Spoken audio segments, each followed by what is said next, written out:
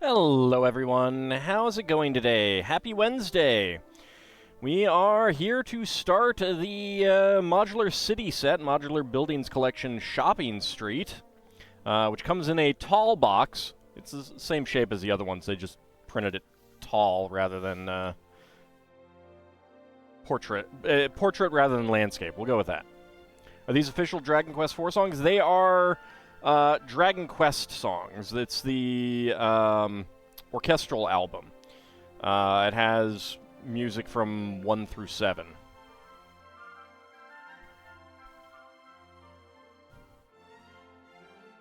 Where's my scissors? Because I need to get this open. Alright, but before we actually do the shopping street, we are going to do the gift with purchase.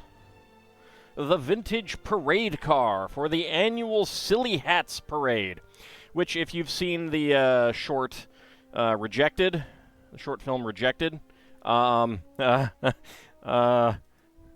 what's coming. Anyway, let's go ahead and open this up.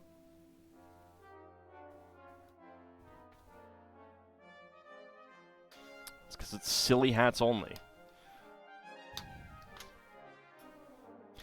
Doing more of an orchestral bent for the remixes, so you got excited. You wanted a Dragon Quest IV remix so bad. This is a multi-CD album, and it is fantastic, fantastic music. Highly recommend seeking it out. So there's bag 2. Oh hey, so they have the QR codes down here. They don't usually put them on gifts with purchase, because that's free. That's, you scan that in, add it to your account, and it's 20 insider points. So we got the annual Silly Hats Parade stickers and the 40913 license plate, which is the set number, but I'm not going to put the stickers on.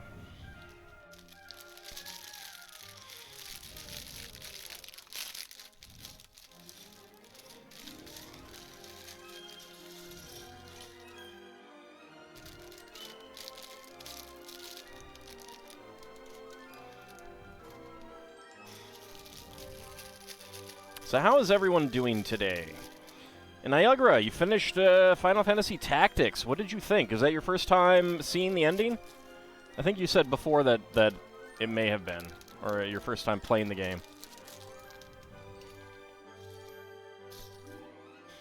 It is? Nice, nice. Now you have to do Tactics Ogre, by the way.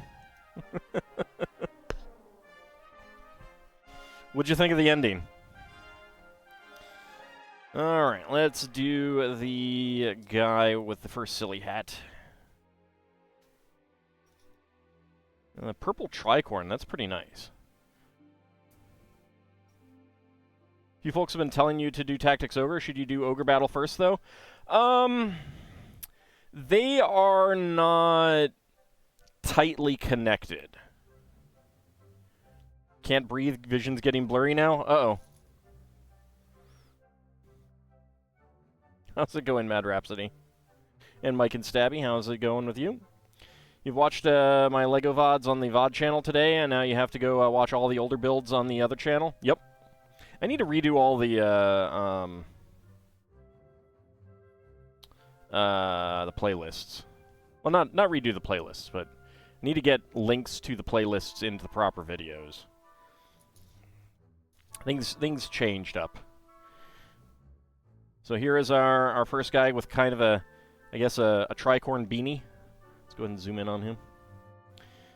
Oh my god, the ending, yeah. Alright, let's go ahead and zoom in. I don't know what they... Were you playing the remastered Final Fantasy Tactics? I don't know if they've made any, like, changes to the ending. I assume not. Evilise Chronicles, yeah.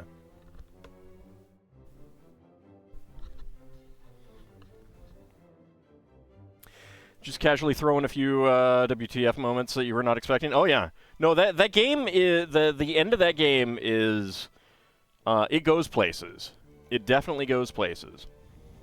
I will say that the ending of Tactics Ogre is similar in that it goes places, but it's also a little bit more grounded. It's fantastic. I love the final dungeon area of Tactics Ogre. As to whether you need to play Ogre Battle, yes. Link it to me. Go ahead and link it in the Discord. That's fine. You can, if anyone questions it, you can say that I said you could do so. You can put it in the videos channel.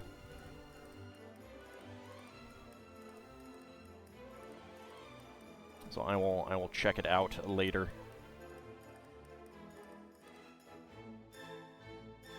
Waiting for me to stream Grand Theft Auto 6 if it ever comes out. I leave Grand Theft Auto to Mysterious JG.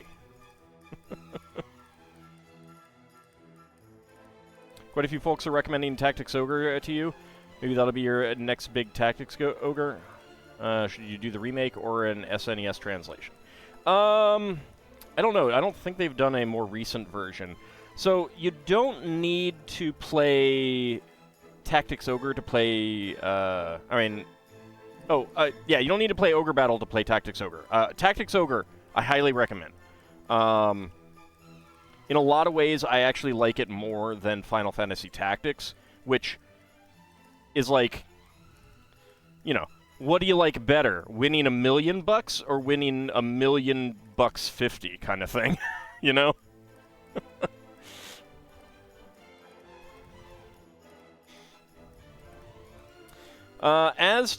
So I don't know about, for Tactics Ogre, I don't know about the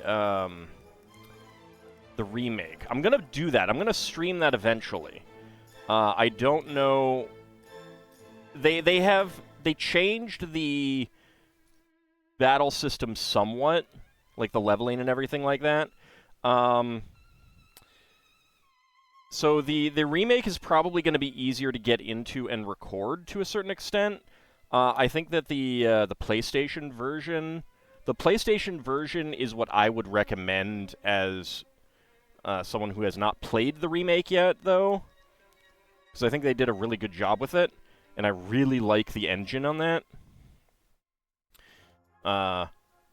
Partly because on one of the routes, you get a unique weapon that you cannot get on the other routes. It's a fan, and I gave it to my main character, and he was just, like, blocking every attack. It's so good. It's so good.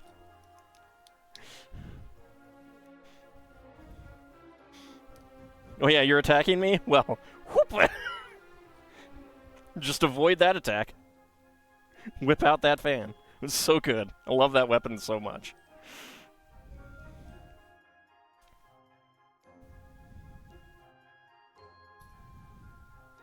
One of the things that I really liked about Tactics Ogre is that there's essentially a training mode where your characters can fight each other, but they generally won't kill each other. Yes, that one.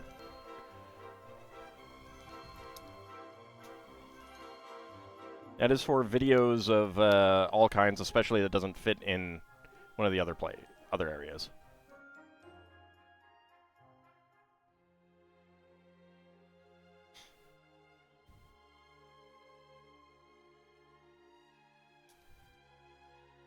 But yeah, so, like, it's not something that you could do in Final Fantasy Tactics, and I don't know if it's still in the remake of Tactics Ogre. But basically, with the exception of certain abilities and certain characters, you can just have them whack each other, and no one will die. No one will actually die. So it's a great way to level people up and keep people, like, leveled up evenly, which is pretty important, I think.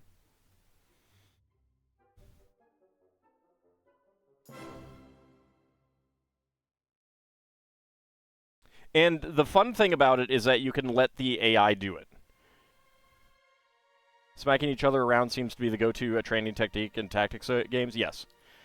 The advantage is that, so you can set up to play against a CPU, or you can set two CPUs against each other. You can set both sides to be CPU controlled. So basically it's like, okay, have this group of my troops fight this group of my troops, and I'm going to go have some lunch now. And I'll be back in 20 minutes when you're done. And have some levels.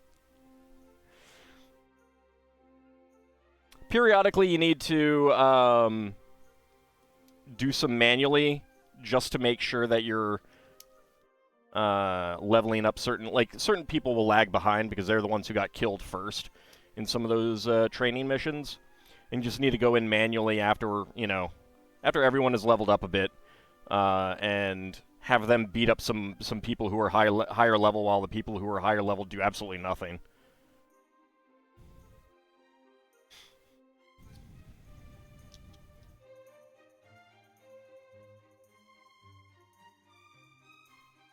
That is a low-slung steering wheel.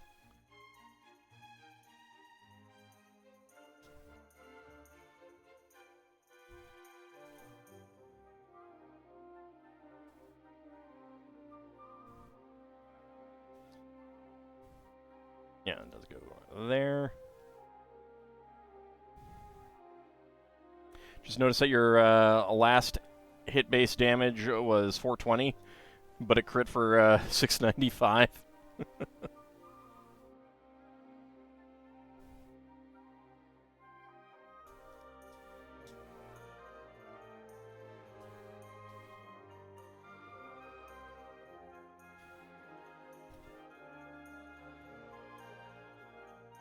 But yeah, Final Fantasy Tactics and Tactics Ogre have absolutely fantastic stories.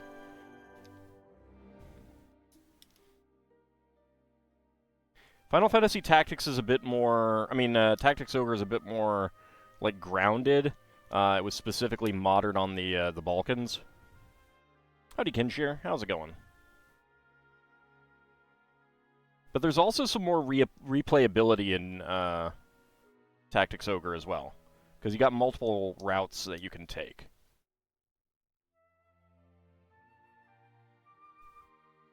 Which is pretty cool.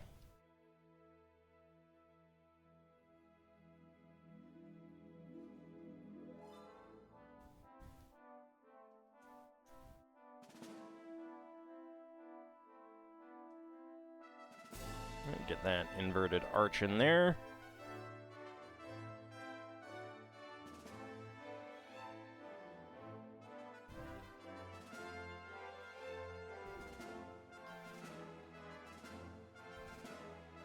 Did you do calculator cheese in the Ivalice Chronicles, or did you stay away from that?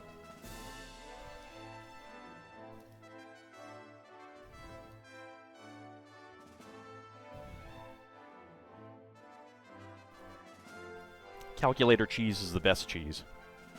It's so delicious. You had so much cheese, you opened a pizza parlor.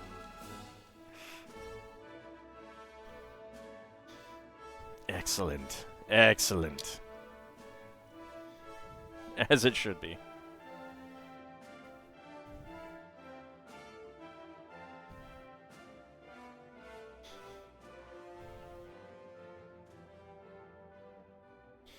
And Mysterious JG's playing through that right now. I will probably end up seeing the ending through his LP before I end up getting to it myself on stream. Wasn't always a perfect solution for the end scenarios. You were pleasantly surprised at how much extra care you had to take. Oh yeah, no, there's the end scenarios can definitely be troublesome, especially if you're coming to it blind. I've seen so many people struggle with that part, playing it blind.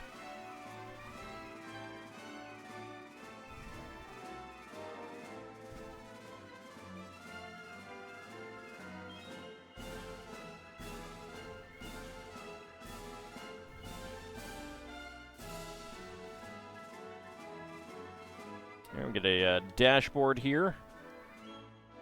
Dashboard details. Blind game, Final Fantasy Tactics, Gilded Tongue. The end bits, the end fights. Videos posted though with a time in case you want to skip to the end sequence. Oh, I just meant the your channel itself, but That's fine. I can get to your channel from there.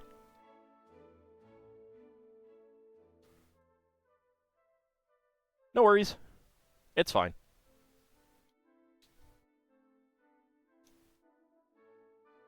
Just a miscommunication.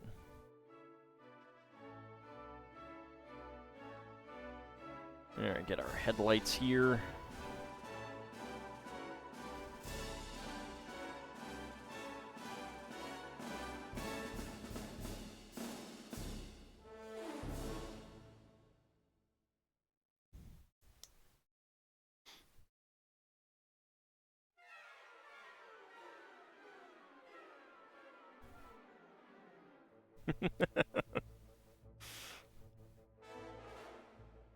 Hey, at least you get to make the world sans serif after that, right?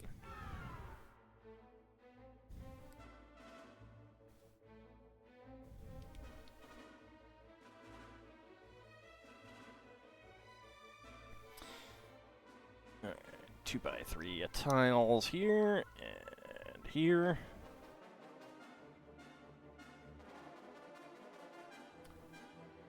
Yesterday you were going through your boxes and found your Game Shark for your old Game Boy. Loved when you could use the code to cheat the games. You could do that for, like, if you emulate. Emulators, like, all have built-in Game Genie stuff. I like the angle on this. It's pretty nice. Alright, bag number 2. So, spare parts. We got a gray Technic pin, a black friction pin, dark blue 1x1 plate, dark blue 1x1 round end tile, clear 1x1 cylinder tile, yellow half bushing, and yellow beanie propeller.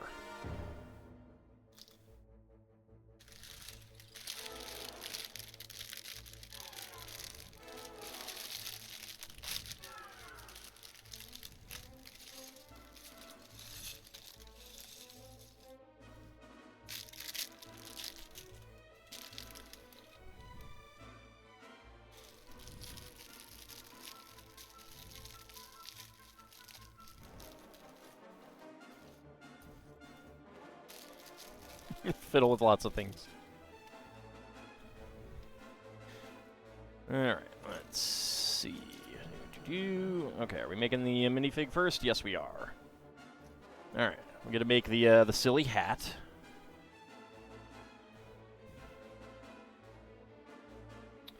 There's our patty, and there's our cheese. There is the tomato, I guess. There is the bun.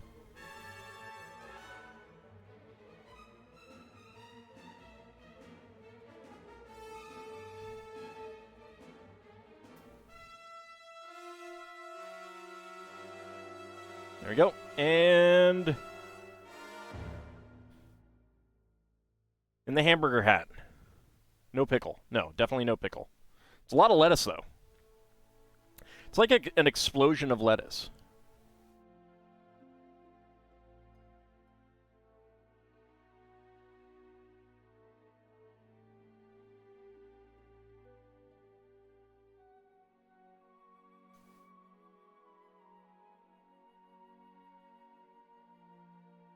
Howdy, Farron. How's it going?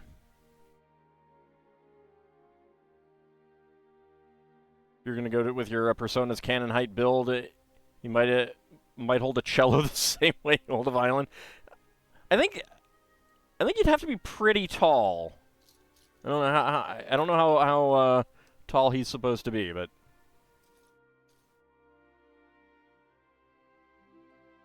feels more like giant height.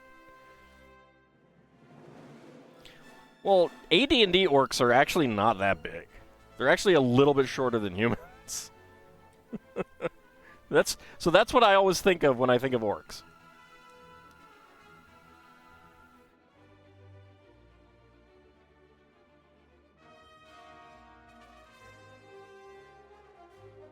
Hobgoblins are actually taller in AD&D.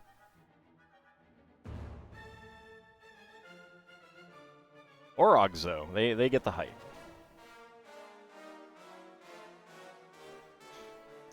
Isn't from D&D. That's fair. That's fair.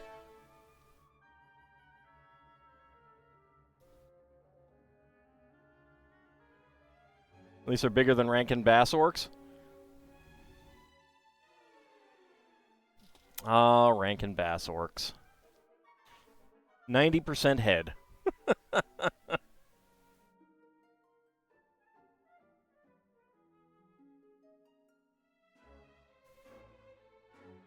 Yeah, you could not play a cello that way. You would literally need to be a giant to play a cello like a fiddle.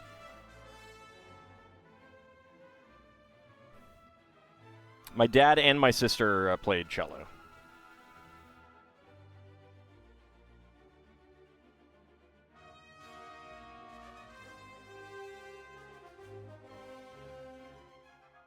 They're kind of the size of a person.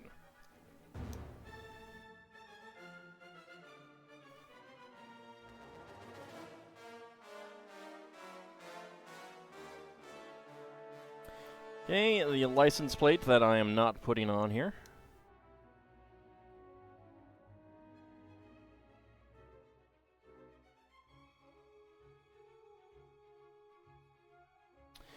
I think the viola is a little bit larger than a violin, but not that much larger. But I could be wrong. That might be smaller. Oops. And then the bass is really big.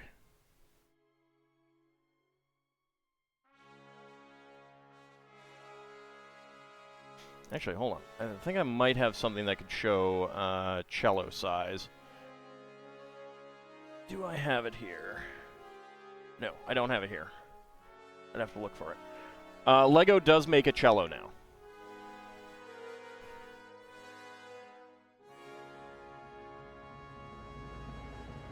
Someone correct me if I'm wrong on the size of a viola.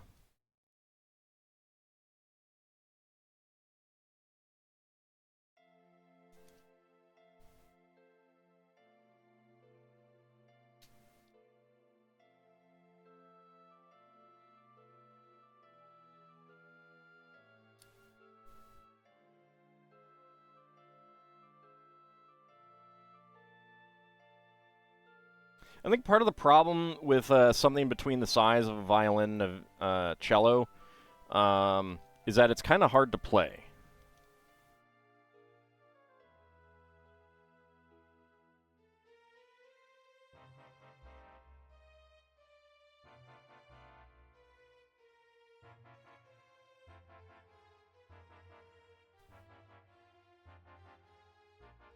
Because you can't really put it up to your neck as easily. Debating on which RPG you want to tackle next on your channel, either Eternal Sonata, PS3 RPG about Frederick Chopin? I mean, Chopin? Or the GBA RPG Magical Vacation that got an English translation recently. I don't know. I'm not very familiar with any of those. A cello? No.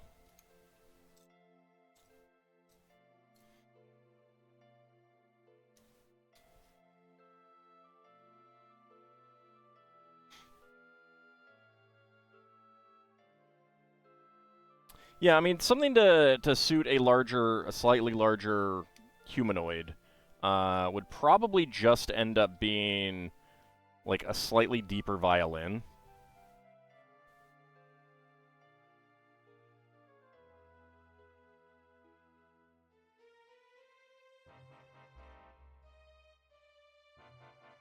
Kind of surprised that there's no trunk for this thing, or boot, as the Brits would say.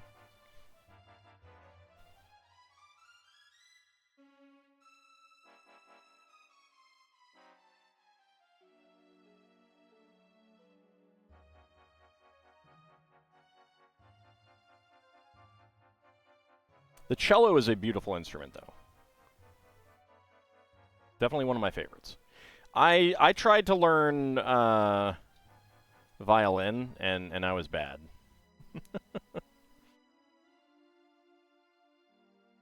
I gave that up pretty quick. I wasn't good. I don't have a great ear for music. Have I heard the 7 songs for 7th Saga series? No, I haven't heard any music from that other than, like, just listening to the game itself. Have I ever seen an electric cello? No, but I've seen an electric violin. I have not seen or heard an electric cello, I don't think. I think these are... I don't know that I have these tires before. They're relatively large. You did pretty well with piano? Well, I know piano... Like, piano is definitely the instrument to do if you want to compose. My sister got the music skills, I got the Lego skills. Apparently.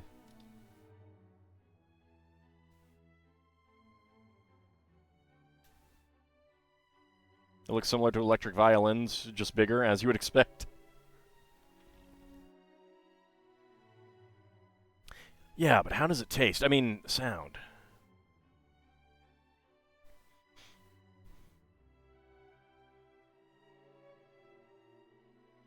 You were surprised that Brainlord is a sequel to 7th Saga?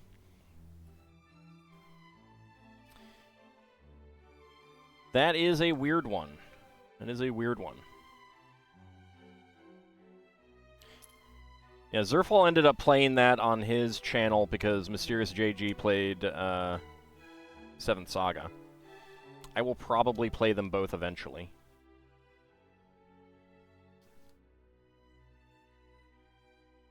There we go.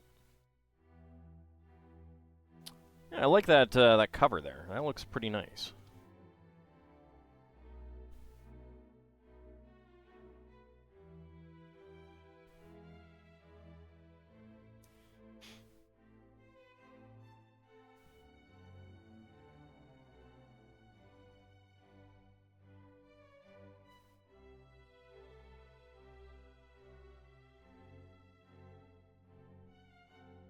There we go. Get our side view mirrors on here.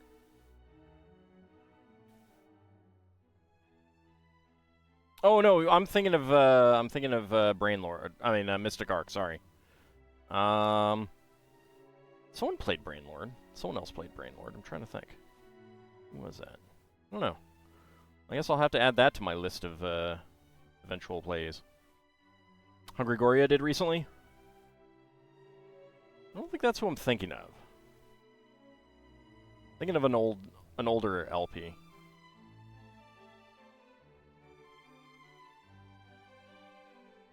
Like an actual LP rather than a stream.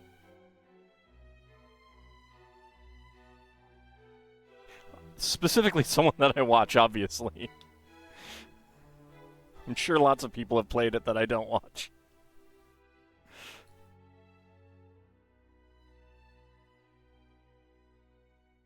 Remember the many Brian Lord jokes? And there's our windshield on the car.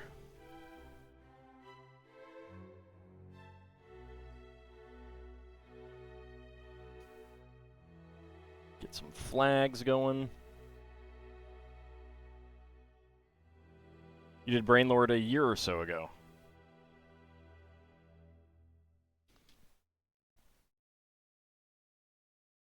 Well, I'm thinking of someone that this would be like over 5 years, probably more like 8. Someone that I watched. I don't know. I can't recall now.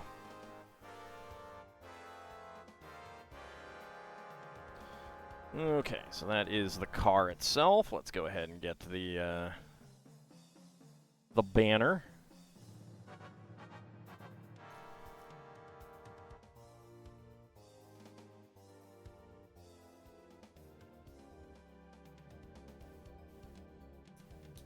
Brian Blessed is definitely the true Brian Lord.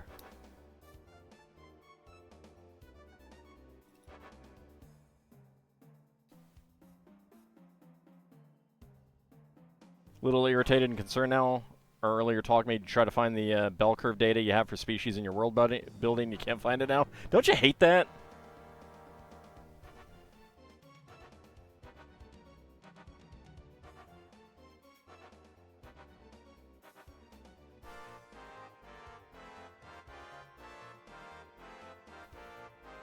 Well, I'm personally primarily like knowledgeable about AD&D.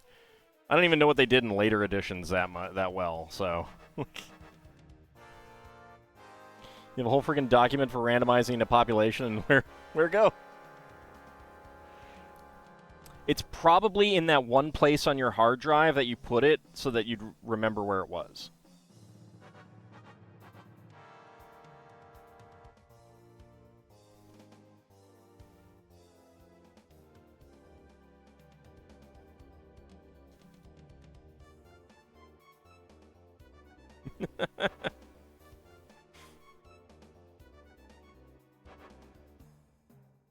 All right, annual Silly Hats Parade would go on there. And we're going to do 2 of these.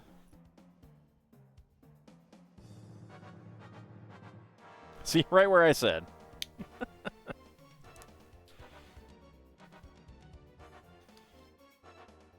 See, and it was also in the last place that you looked.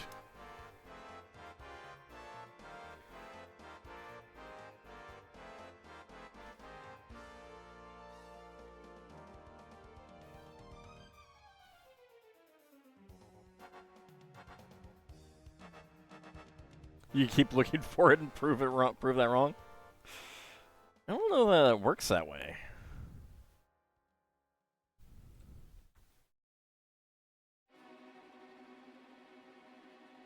It's funny, I got a ton of these from Pick-a-Brick a while ago, kind of specifically because it was like, all right, I want to make sure that I have lots and lots of these, and then LEGO just keeps producing them.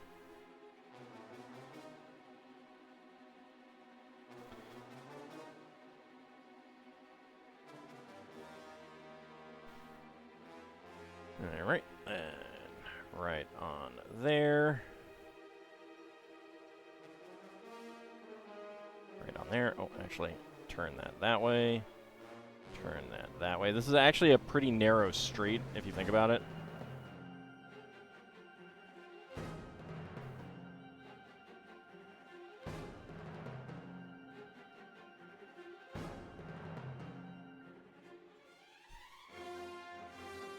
Get our clear heads on top, because clear heads will prevail.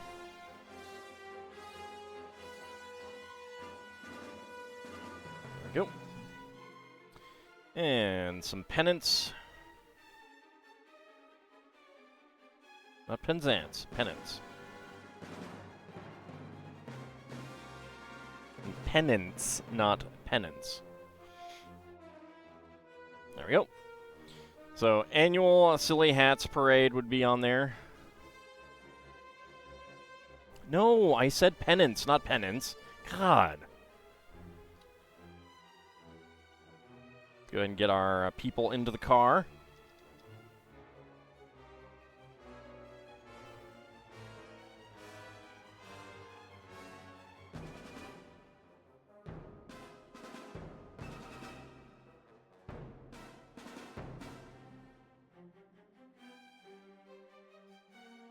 There we go. The windshield is extremely low on this, but you know. Here you go. I like this curve. I like that curve. That is pretty nice. And it's even positioned in such a way that the door can open. I like that as well. But that steering wheel, look at where the steering wheel is.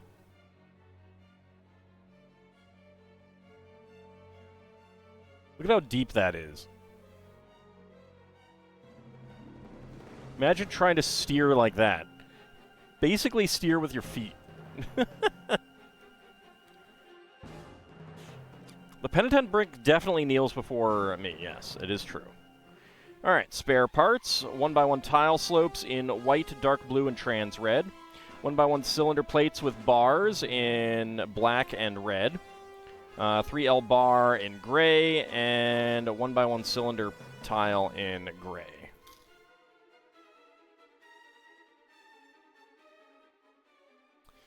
Alright. So with that, Set that up there.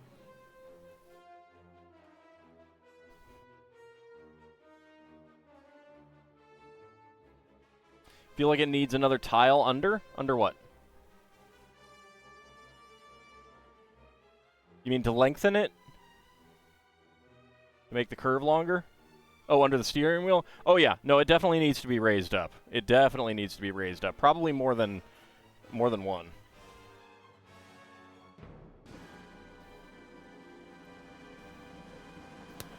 This is very awkward. There we go.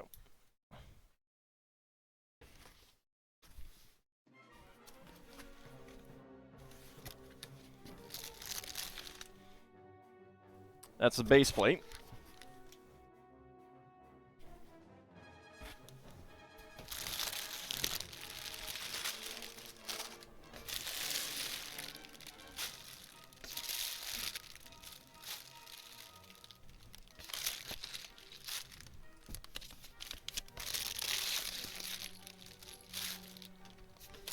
Ah, we got paper inner bags. Yay! All right.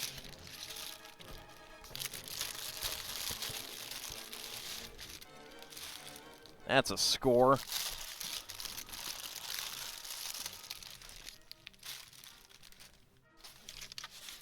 I like it when we get paper inner bags. I like it when we get paper outer bags too, but hey. Don't fall on the floor. How dare you?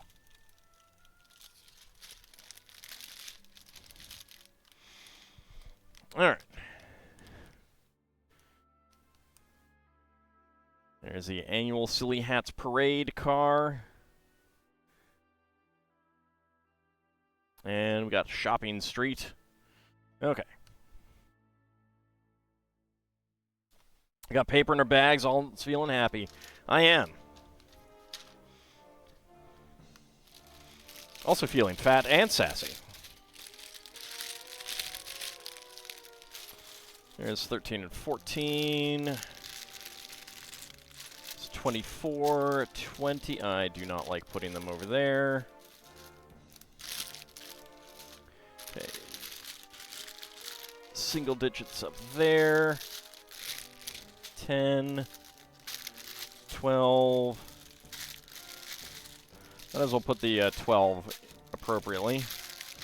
22, what is that? That is 9, 6, 17, 8, 21, 11,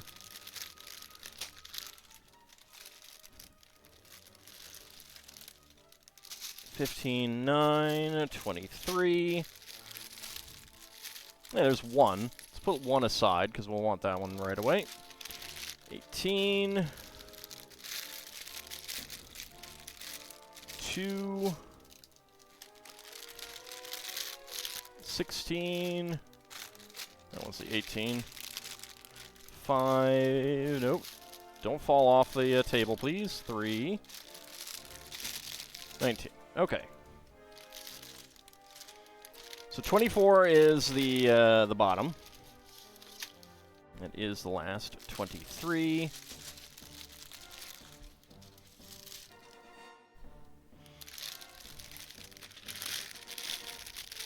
Important question. You have about 4 cups of milk left. Should you drink it or make pudding? What do you prefer? Is it going to go bad? You could always have cereal. I mean, like, there's so many things that you could do with that.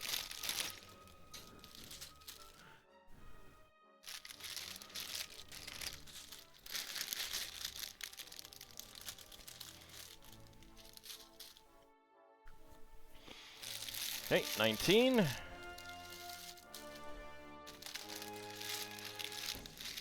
18. I mean, do you have food that goes well with, there's 17. A glass of milk, you could get some dinner that way. Something to drink. You have no cereal, and it's best by the 14th. Well, that's plenty of time, then. Oh, you might buy some more tomorrow? Well, I mean, milk that you haven't opened definitely gets a couple extra days on it. Like, I always, you know, when I go to the store, I buy milk, but that I haven't necessarily finished off the last of my milk yet.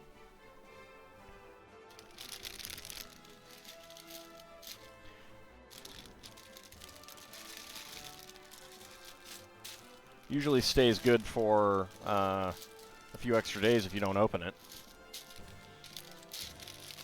Unless, of course, you make the mistake of leaving it in the sunlight as you're moving it around. I got some milk. I went to get something from a store right next door to a small shop, and the sun was just coming right in the window. I was only in there for like 10 minutes, and it really made a big difference on the amount of time that milk was good for. Oh! Oh, shoot.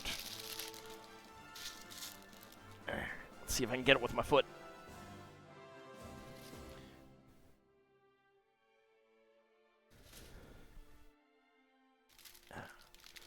That was bag 6. All right. 8. 7. 6. 5. 4. 3. And 2. There we go.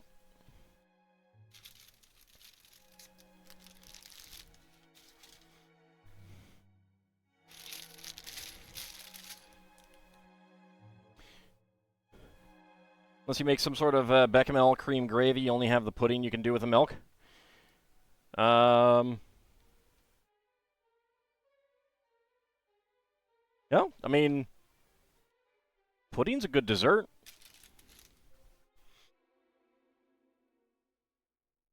Doesn't pudding only need like 2 cups of milk though?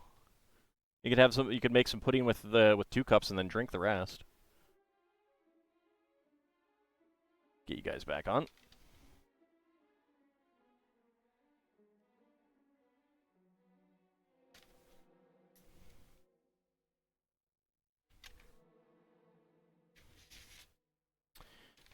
All right. This is a bright green plate, not a regular green plate. As you can see here. See the color difference? That's how you know it's bright green. Bright green, rather than green.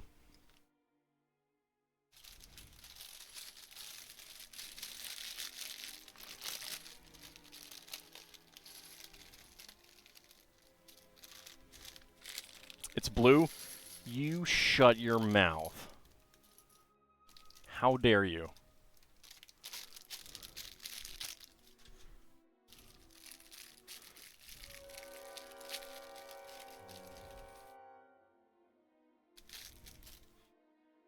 Also green. A little bit harder to see. All right, let's see. From the LEGO Icons design team, tucked into a charming old town scene, this LEGO Icons modular building captures a cozy, bustling atmosphere you might find in a quaint, historic European shopping street. We wanted to develop an interesting arrangement of buildings and create a unique, asymmetrical layout that is completely new for our modular buildings collection. Both buildings open up easily, so you can see all the comings and goings on each floor. Connecting the 2 buildings took a lot of planning and our combined geometry skills. The result is an inviting angled design that captures a timeless part of a winding village. The placement of the buildings also opens up the street for all of the minifigures to meet by the Curious Cat statue, or you could even display the marching band performing at the annual parade. This lively layout is tied together by a lot of fun interactions, whimsical surprises, and a minor mystery that might be revealed as you build. I will say, like, I do feel that while they say it's new, it's more the fact that they have a little pass-through passage that's new. The angle of the building, to me, is extremely similar to the boutique hotel. Sits down late. Ow. Lord Cadence, you should probably not sit on your Lego. probably not sit on some Lego. I do like how with the instruction booklets, you do get this like string, you know, like the city landscape of the buildings that they've done before, including one that didn't think really counted, but you know, it's fine. There's some duplication there. All right.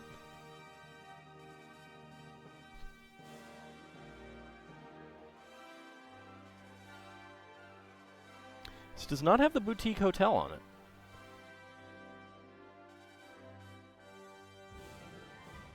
Should probably get some greater variety of foodstuffs, especially that go with milk. I mean, just drinking a glass of milk is good. I enjoy that. The heart of the town. The stores and rooms in both buildings overflow with personality, with a colorful cast of LEGO minifigure characters to connect it all. The twin girls' favorite pastime is to visit the music store and rehearse their marching band performance. In the heart of the LEGO Icons shopping street, the popular carpenter lives and works across the two buildings. She receives special orders from loyal customers near and far, delivered to her by homing pigeons that nest on the roof terrace. Most days you'll find her perfecting beautiful furniture designs in her workshop or store, though she occasionally takes a well-earned break in her lovely home. However, a mysterious leak is causing a bit of trouble in her store. At first glance, the plumber promises it's a quick fix, but mysterious clues begin to reveal a new theory: a secret spire hideout, a stash of cheese, and a chewed-up plumbing pipe. Where is the real culprit? Imagine this story and many more as you build. Drag 2 aluminum gates 10 acres to patch up holes in the fence the cows got through. Then when you got home, you got a visit from one Charles Horse. Well, I hope you said hi to him.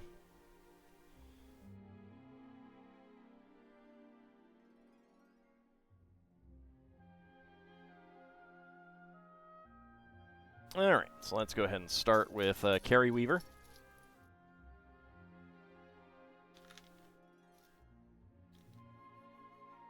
Where is... There it is.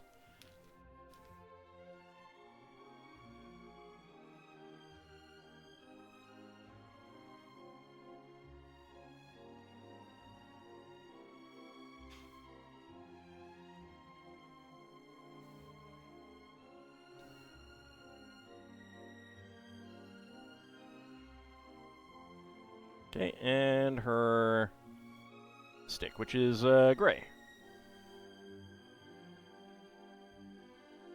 Forget the Artemis Lord. Oh, Artemis. Lord Canis needs a utility ATV. I don't think that fund is going to cover that. Especially with how far into it we are right now. Which is not far.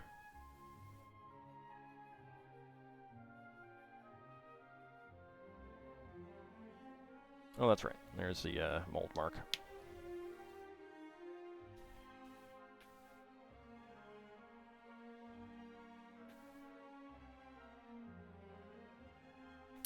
I don't know whether I'd call that a cane or a crutch. Because it doesn't quite fit either of them for me. I'm sure there is a more technical term for it.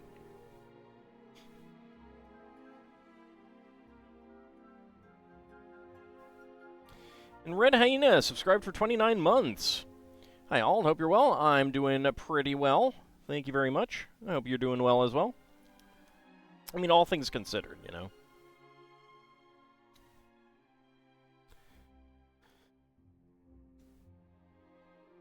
Said some very wise things in my channel update. Well, thank you.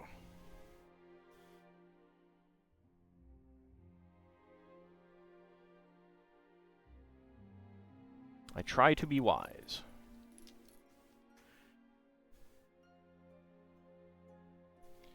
All right, let's see. Yeah, straight across the bottom here.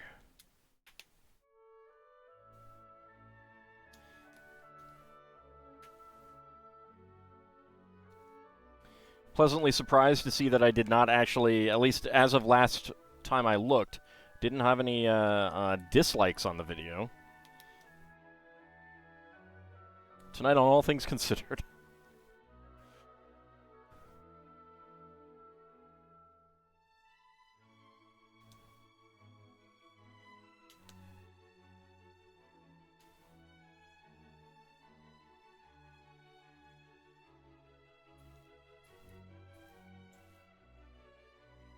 Got an ad about to start. Alright, where is the other 2x2 with center stud? There it is. Right there. Alright.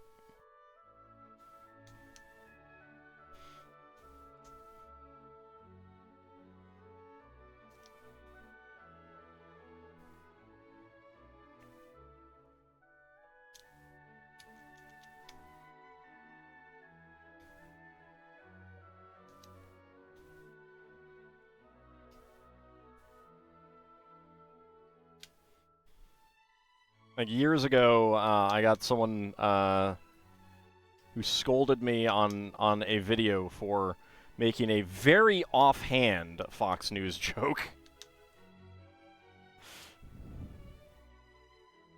It was like incredibly offhand.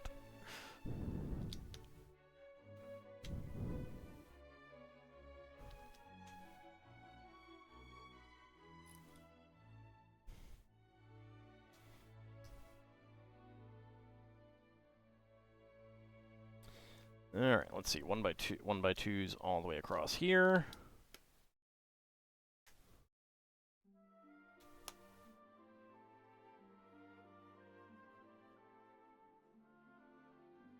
Put that 1x1 in there.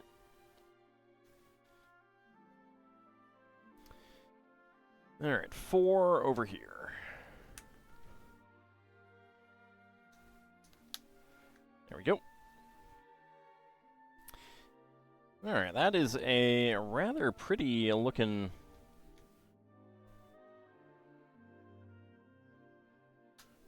decoration area here.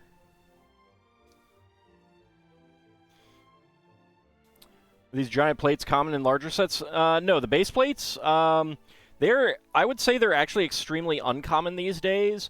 You still get them in the modular city sets because they need to continue making them to fit them all, to have them all fit together. They're in anything that matches the modular city sets. So the Ninjago modular city sets and the Marvel modular city sets. And Lunatastic bringing us a raid. Let me get you a shout out. Actually pause the ad for a moment there, since we got some raiders coming in. No need to have an ad start up in just a couple minutes. That is not the right command, Twitch.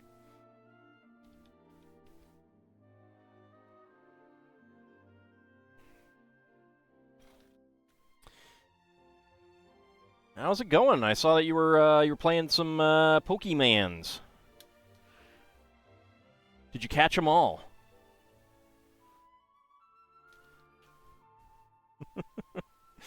Ah, chill. Oh no. We're just starting the latest of the modular city sets, which I am excited to build. Another dead friend. Yeah, you're playing a Nuzlocke.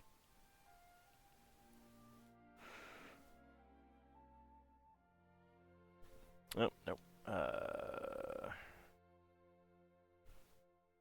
Yeah, not dark gray. I want gray. There it is, hiding on gray. Randomizer and Nuzlocke for extra fun and suffering. Woohoo, suffering!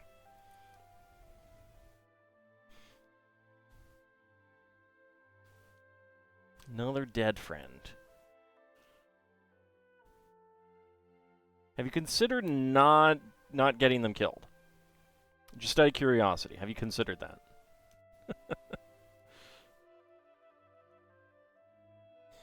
And on the inside, lime green, olive green. So besides another dead friend, how did it go? Consider that every fight. It happened too fast.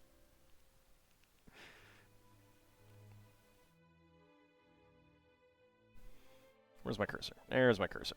Alright. Made more progress? Nice. That's excellent.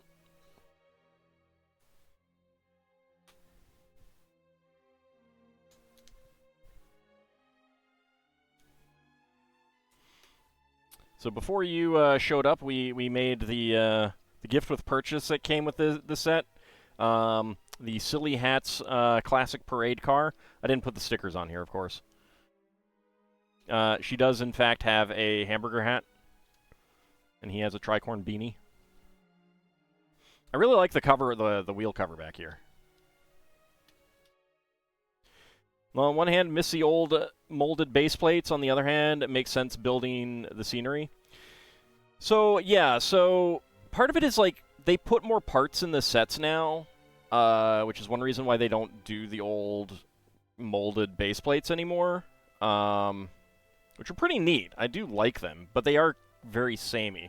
Although not the crater plates. I think that they, like, if there were one molded base plate that I think that they should still make and make in quantity, I would say the crater plate. That is an amazing base plate, and they should bring that back. What is this, Team Fortress 2? I don't know, gotta be careful. If you've seen Rejected, you know what happens when people wear the wrong hats to the Silly Hats Only group. The run hasn't ended as well, so it's all good. That is good. One dead Pokemon in a whole stream isn't too bad. That's true. That is true. I can understand that. Oop. 1x8. 2x6 there.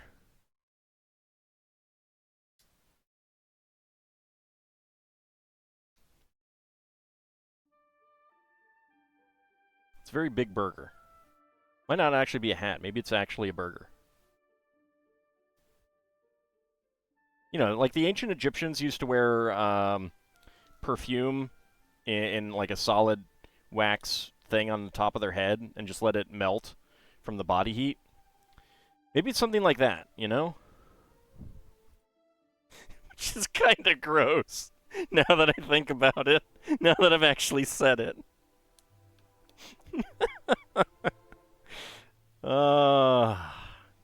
Good times. Good times.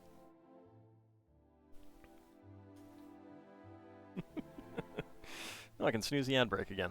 Let's do that. Let's see. Corner right there.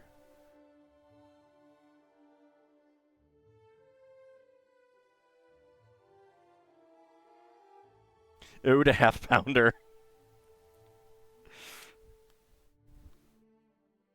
I mean, as long as people aren't having a burger hat that's a burger with pickles, it's okay.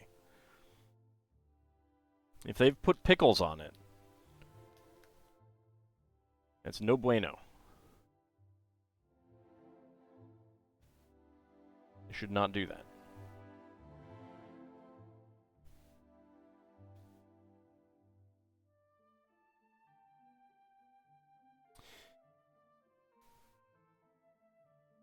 One of the other sets that came out that had one of these base plates, now that I think about it, was the motorized lighthouse, which did surprise me, but I do understand it. A lot of the stuff that they would have done base plates for years ago now just has actual plates, and they're in smaller shapes and sizes. Although the 8x16 and 32x32, well, 16x16, this is 32x32. They have actual plates of that size rather than base plates. So the difference between a plate and a base plate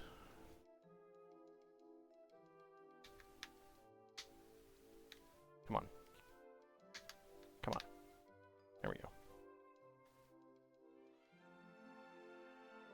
For those wondering.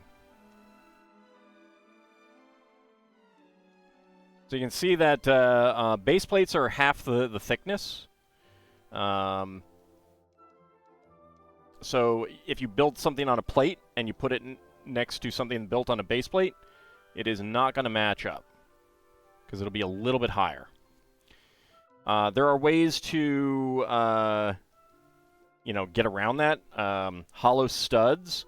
If you put something with a hollow stud under it, that'll raise it half a height and get it to be the same height as a plate.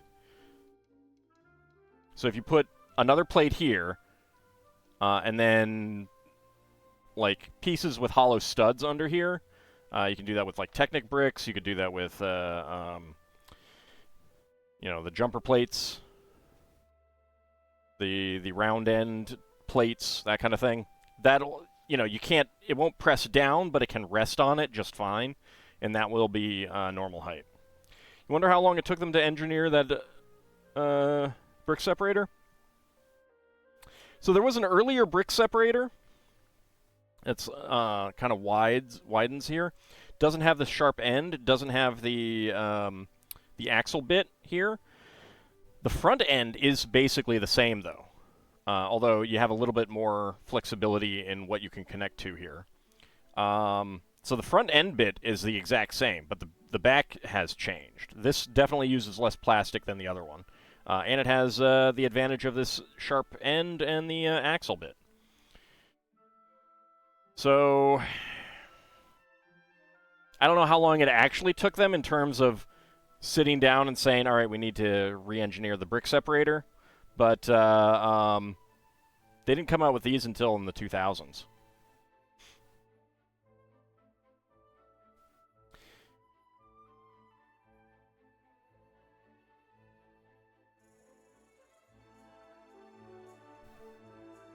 All right, let's get a 1x1 tile. There it is.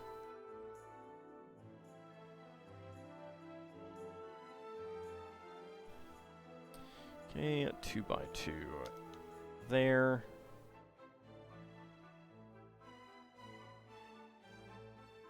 So an upper limit of about 50 years. Well, okay, so they had the earlier one in the 90s. Came out in the 90s.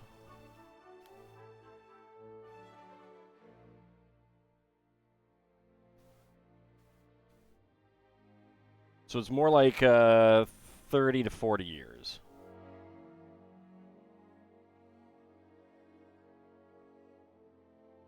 Remember one early LEGO catalog had an instructions to make a platypus that used the OG separator as the bill? I have been sad by the lack of things to use these for. There have been a few interesting LEGO ideas, things that use them. But nothing like that really jumped out as, nothing like from LEGO themselves, which is a shame. Because they give you so many of them. It's crazy.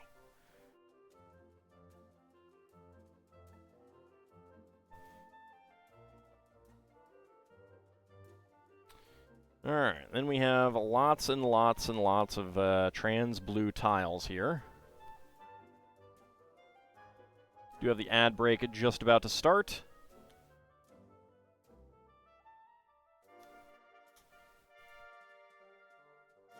Let's see, we have a gauge right there.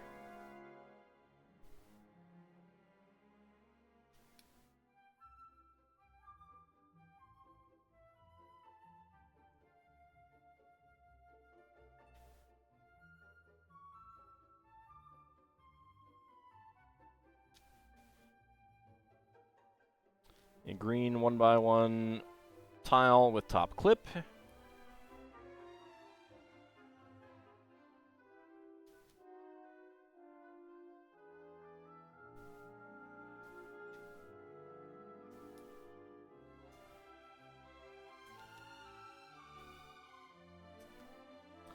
There we go. And 2 1x1 cylinder plates. Cylinder tiles. There we go. Alright, so this 1x1 cylinder plate with bar has a tiny hole at the end. They don't use it very often, but you can fit feather flame elements in there. And that is the wrong direction on this. I didn't pay enough attention to that. Turn that way. So there's a bit of a leak going on under there. That is so much water spilling out of the ground. That is a lot of water spilling out of the ground. Having experienced that in my home, it's not good. It's going to ruin a lot of things. All right. Spare parts. 1x1 plates in red, black, dark gray, and yellow. 1x1 tile in dark gray. 1x1 tile in gray with a gauge print. 1x1 quarter cylinder tiles in sand blue, olive green, and black. 1x1 cylinder tile in trans blue, trans light blue feather flame piece, and a black 1x1 cylinder plate with bar. Get those in.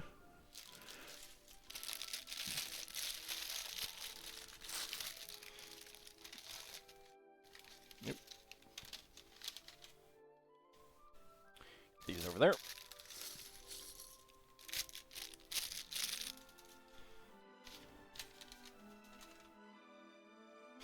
We need our scissors for these.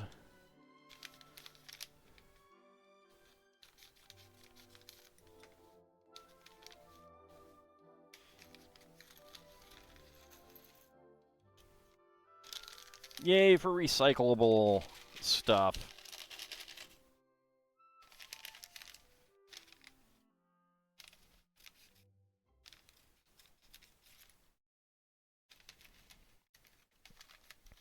I've thought about making like roofs with the brick separators.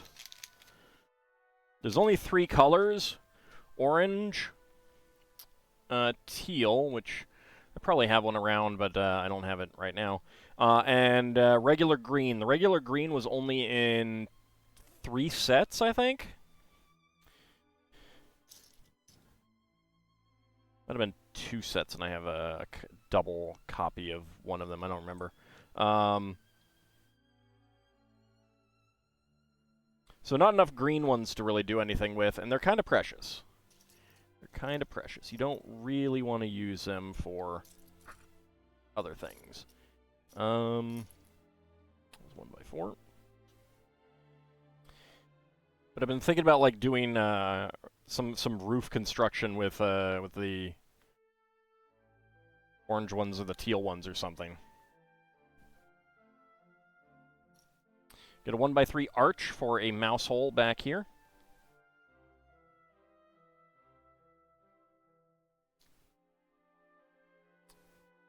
Get our tile flooring.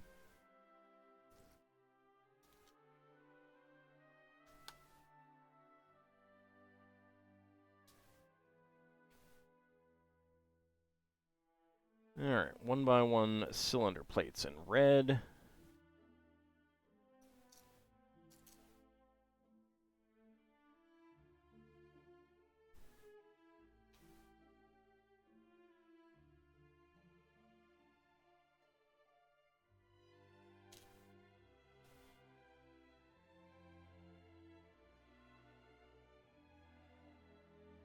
One by one tile here.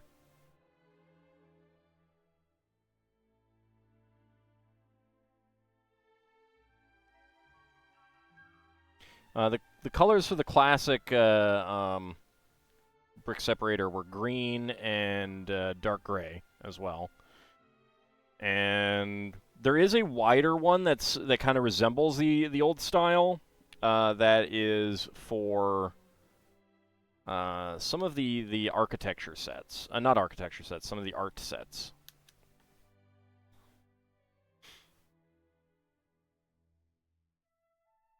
Alright, I got a red little thing here.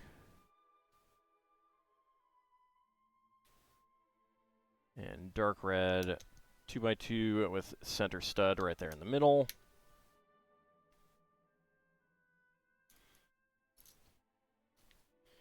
Four 1x4s here.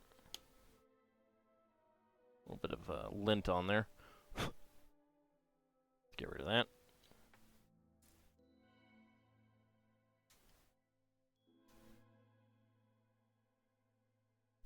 Okay, 1x8.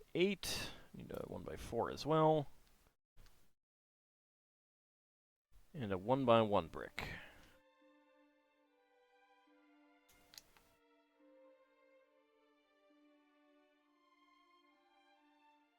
Let's get some nice wood flooring here. Hey, there are holes in the wall. Who could have done such a thing? I wonder. I wonder who could have done such a thing.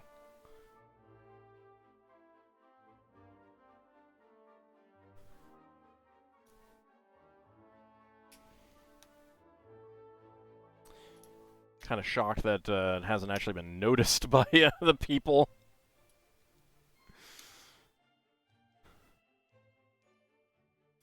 There we go.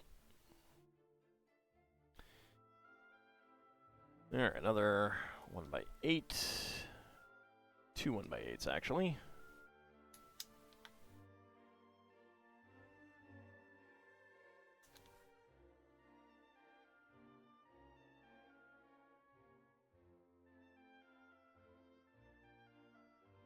Why punching holes in the wall, Ald? I'm not the one doing it.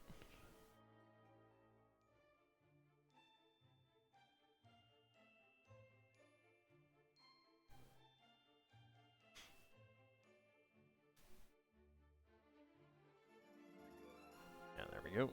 And there we go. 1x2 there.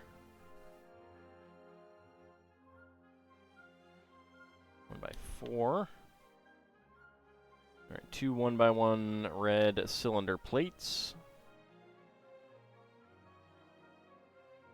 Oops. Get that one right there because we got 1x1 tiles.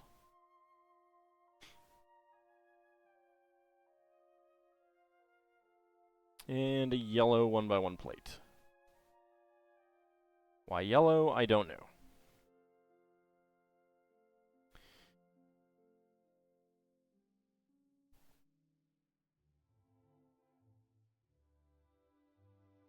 Okay, brown 1x3 plate.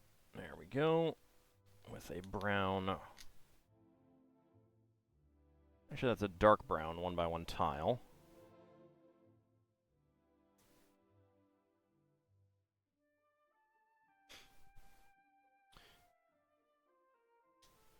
And another one of these 4x4 tile setups with a dark red one center. There we go. All right.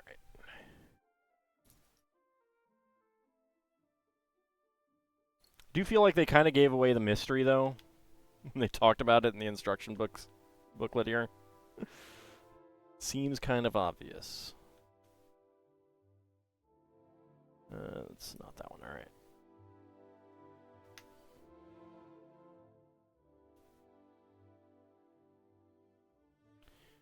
One by one tile. One by one tile.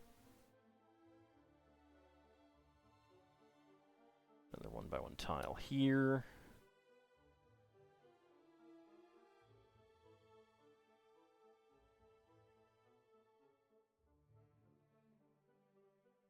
One by one tile, and a yellow 1x1 plate.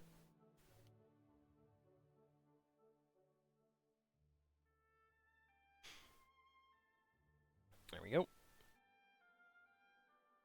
Okay. Anything else? No. That's good. Okay, now we get brown 2x2 angled tiles. We're going to do another dark brown 1x1 tile. I don't like using dark brown with regular brown too much. Kind of want it to be one or the other.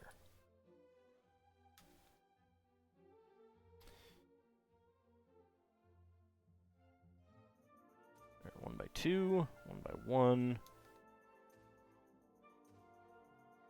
And another red 1 by 1 cylinder plate. Okay, I think that's going to be an angled wall. Let's see.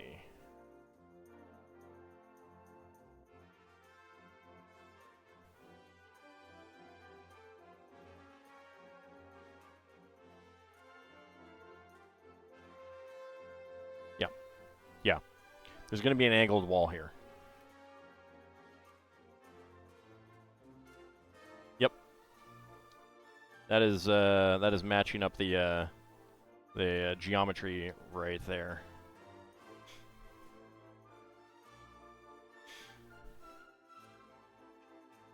So go over 4, up 5, and that is a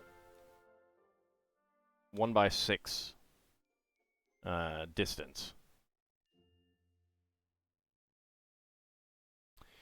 All right, next up. Okay, now we're doing the other side.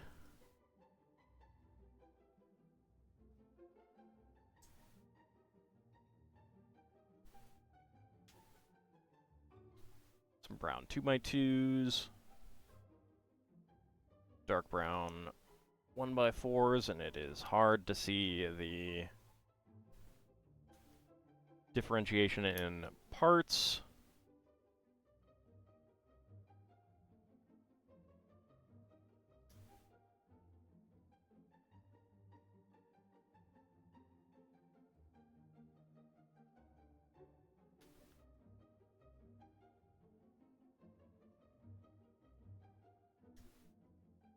There we go. Now some... I guess this is why they use the dark brown tiles up there, because they already had some in this set.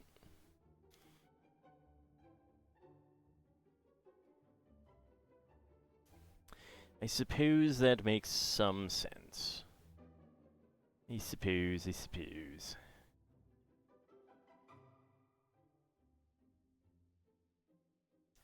Another brown 2 by 2.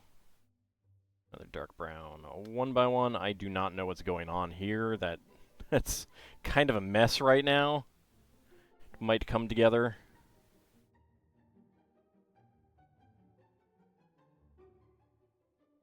We shall see.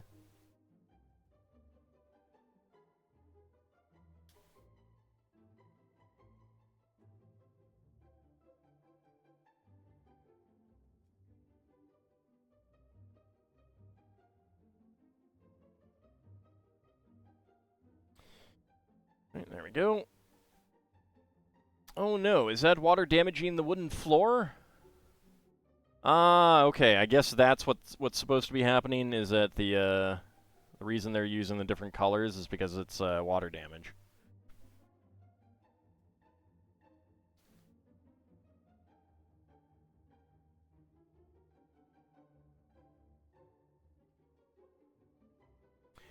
Does explain why it's a bit of a mess. Makes some sense.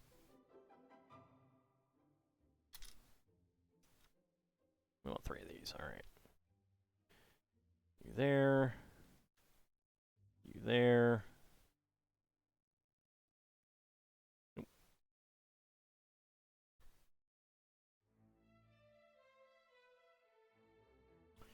1 by 4 there. And then we get our 1 by 6. 1 by 4 there. Alright, brown 1 by 1 plate. Trapped by a lapdog, send help. There is no help for you. Ha ha ha ha! You're stuck here. That is the response. Sorry. I don't make the rules.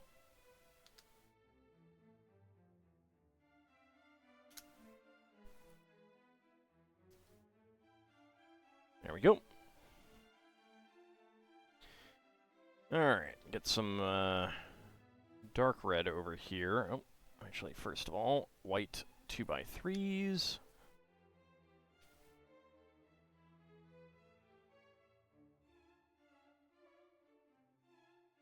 Two dark red 1x4s.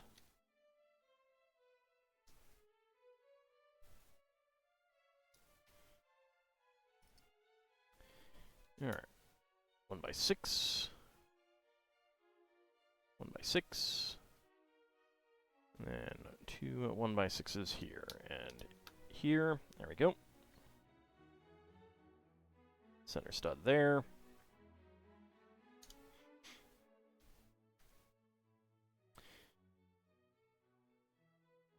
You're just going to have to hold out with the pupper on the lap until pupper gets tired of being on lap. It's just the way it works.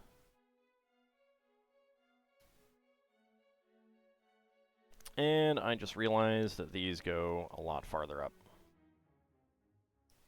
Silly me. I was like looking at this, I'm like, something seems off. And yes, something would be off if completely neglected the whole dark red right in there.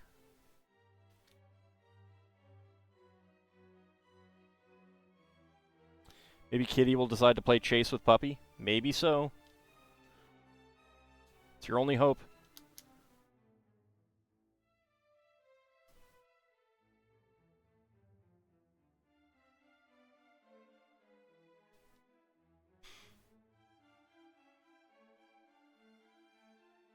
One by two, 1x2, 1x1. Dark red tiles there and there and there. And there we go. All right.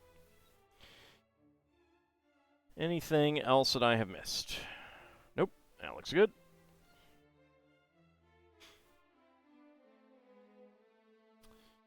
Okay, we get a interesting curvature here.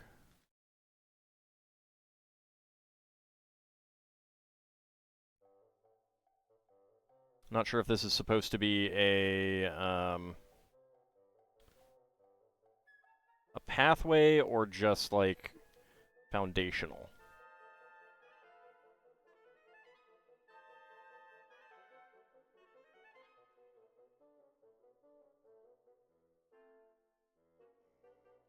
Brown 1x1 there.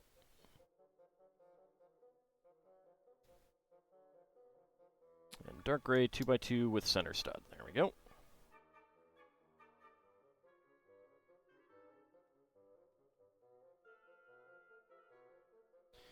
Alright. Two brown 1x3s. A 2x2 center bracket.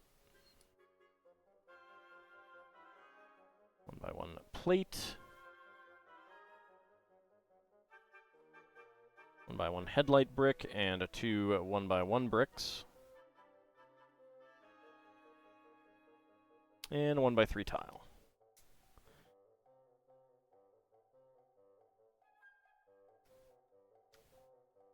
Okay, I do not know what that is supposed to be right there, but it is a brown thing.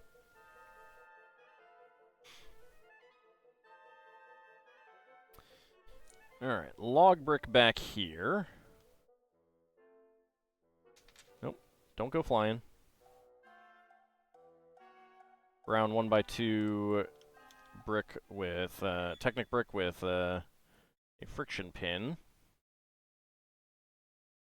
Right there. Alright. So that is going to be bag number 2 done. Alright, so spare parts. 1x1 quarter cylinder tile in dark gray and a tan. 1x1 tiles in tan, beige, dark brown, and dark red. 1x1 plates in brown. 1x1 cylinder plate in red.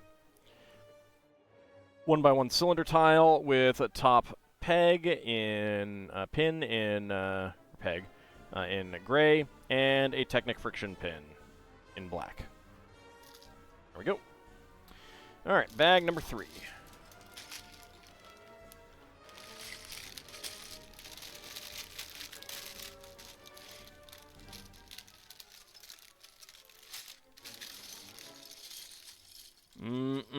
more sand green.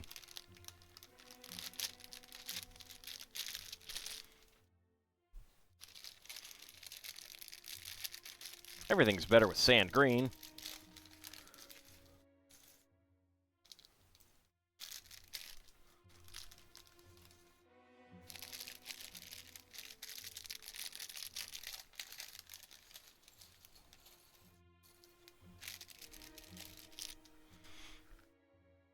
Okay, there's his hair. There's his nickel. There's his head. There's his torso, and there's his legs.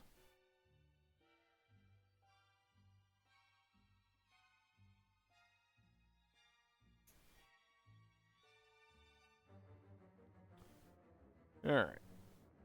And holding a nickel. There we go. He's quite jovial.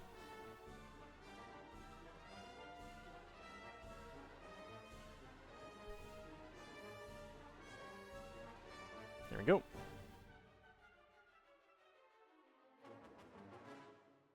I don't know, I haven't seen Mad Martin in quite a while. I hope he's okay.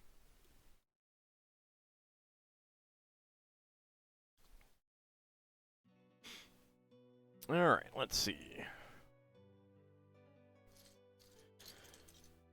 Get some brown. You need both of these.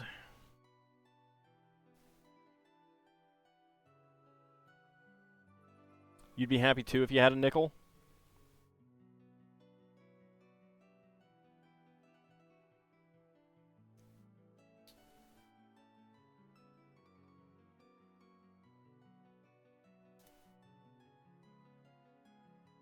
Well, there you go. There's a spare.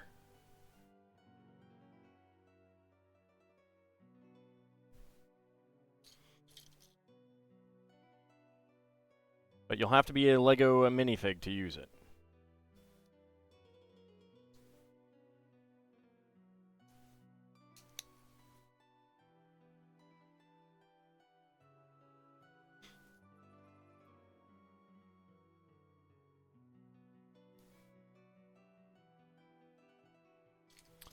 And 1x4 tile. There we go. Okay, that goes over here. People apparently having problems without pennies. I mean, there's still lots of pennies in circulation.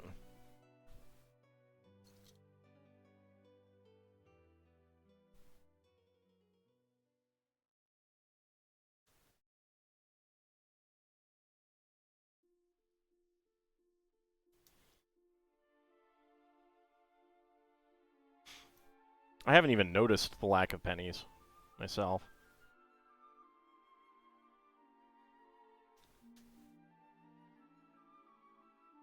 I mean, I do understand the rounding. You know, if you know, people complaining about rounding if you're then losing out on a couple cents.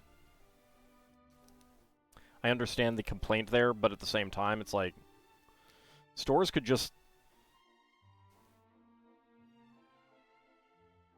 not round.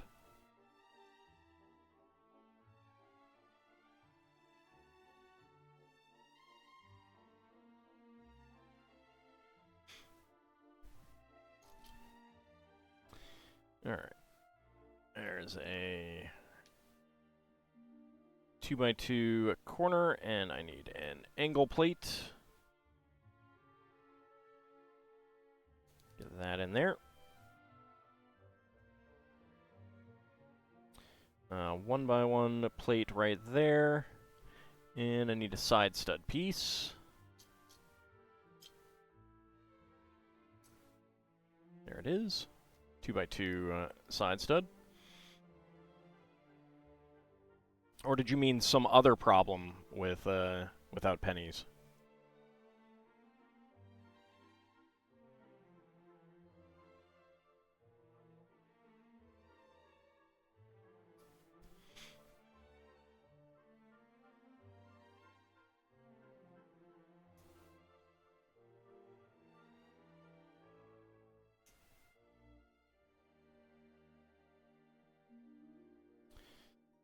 Think you still have a couple coins you need to exchange or something? I wonder what happened to my dad's steel pennies. Because he used to collect them. He had a lot of them. Alright, so we got this nice angled wall in here.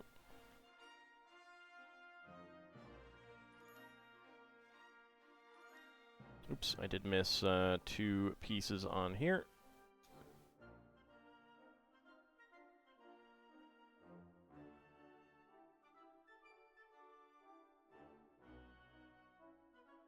There we go.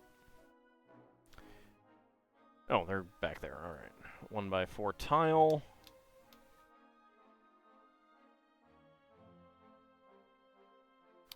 Uh, 1x2 with round ends. There it is. And 1x1 plate.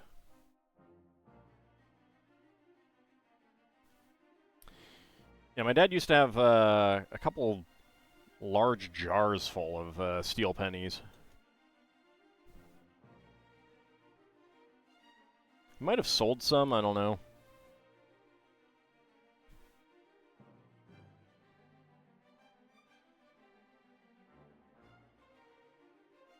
I'll have to check with his wife at some point.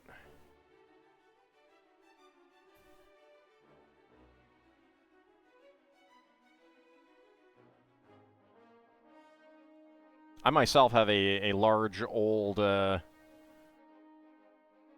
wine bottle filled with pennies. Not for any particular reason, just because.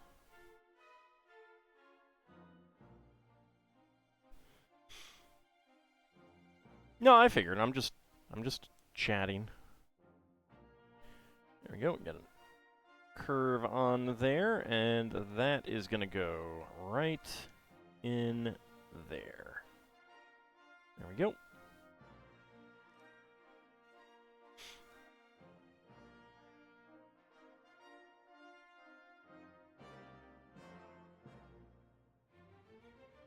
Huh. That is interesting. Okay, so we put on the 2x2 macaroni tile. And that is held on just by a stud there. There is no stud under there, but we are putting in a 1x1 quarter cylinder tile anyway, and that is just loose. That is not stuck down on anything.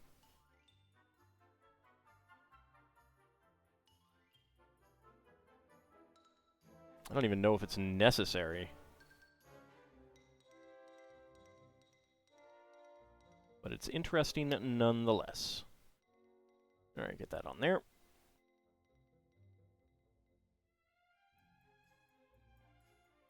Okay, white 2x2.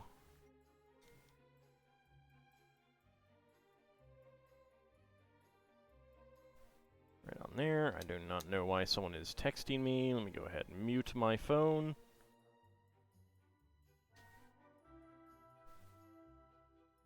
If it's a spam text, should not be texting at 8:32 p.m. as far as I'm concerned.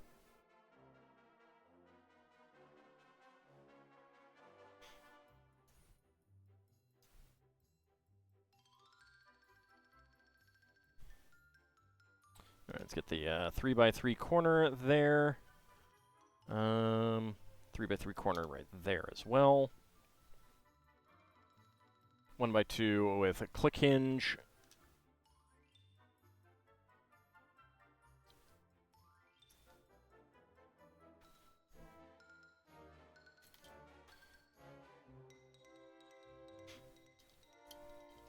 I really need to think about using one of those services that is supposed to like remove you from all the spam lists and everything like that. I think I've heard Incogni, something like that. Has anyone used one of those? Because I am getting incredibly tired of all of the spam text messages I get.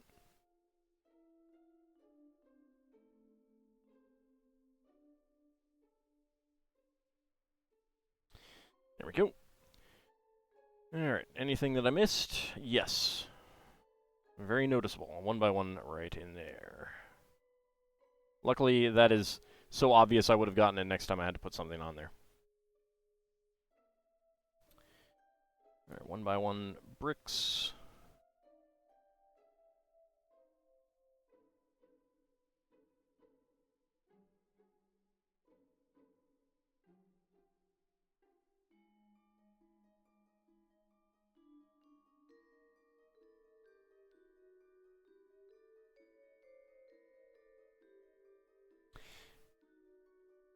Oh yeah.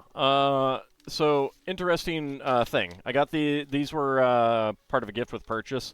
Just little poly bags, which I guess they can't really be called poly bags anymore because they're now paper.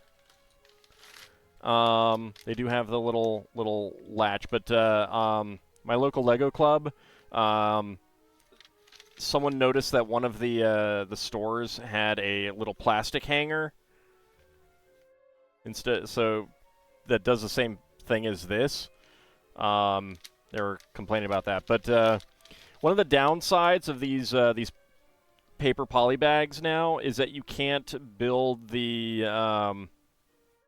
set in the bag the way you could with the plastic poly bags. I wonder if people come up with a new name for those other than poly bags.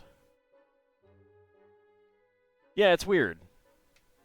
Don't really get that much spam. Maybe they think I am someone with money living near DC. I mean, I am living near DC, but I am not someone with money.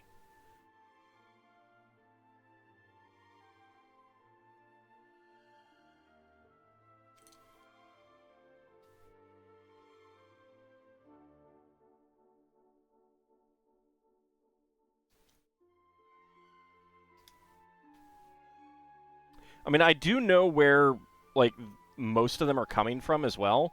When I was, like, I've been getting these for decades now, and it's because there was, someone came by, you know, with, like, the paper clipboard survey things, and I signed on it, as did my mother. So now and I guess whenever they were taking that hard copy, paper copy, and putting it into their database, they put down my phone number with her name. No, it's like political or semi-political. Because it was like an activist group, and, you know, like an environmental activist group or kind of thing. And I signed a petition. And now I'm on lists, and I'm getting texts addressed to my mother, to my phone number, because someone just screwed it up when they put it into the system. And it's like, that especially, I want to get that crap off. Like, if you're not even getting my name right, I am definitely not, not giving you any money.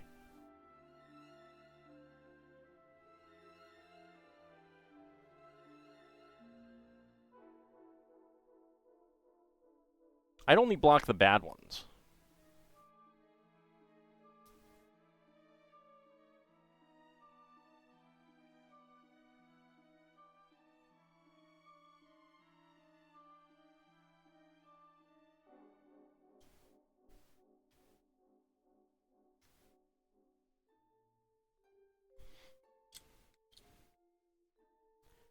But I mean, I've been on these lists, and my name has been, you know, well, her name has been sold around for you know, many years now, and it's just constant. And that's why I kind of, you know, I want to tempted to use one of those things to try to get my name off these lists.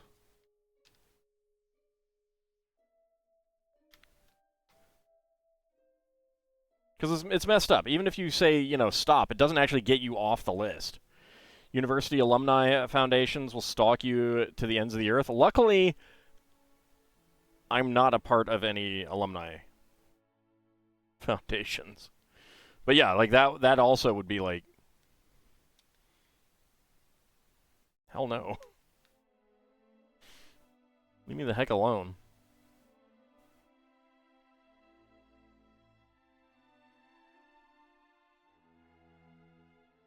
The lesson is never take a survey.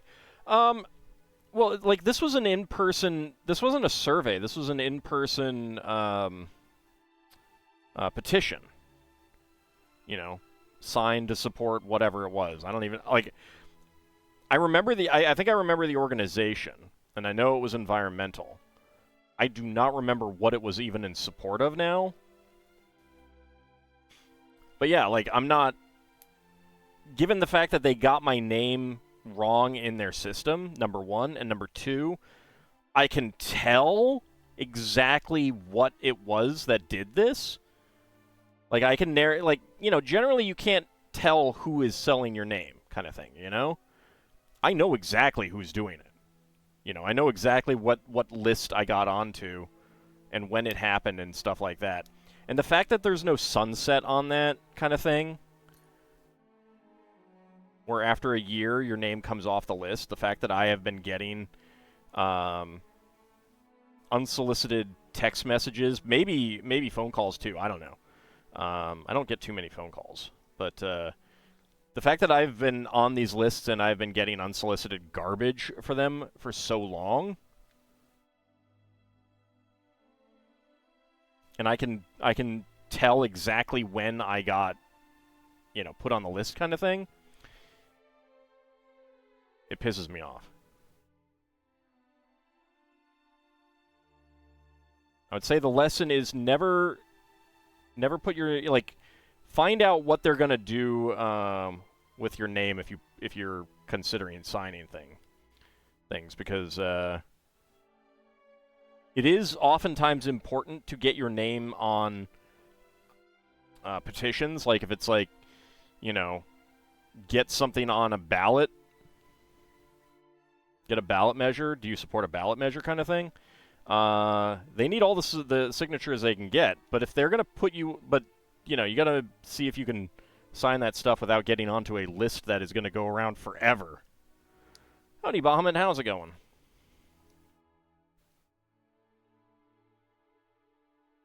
Like, that's the garbo part, the absolute disgusting garbage part of it.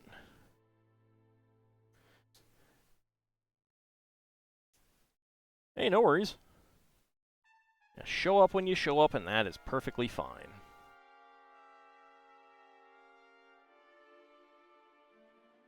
We have a vintage car with silly hats, though.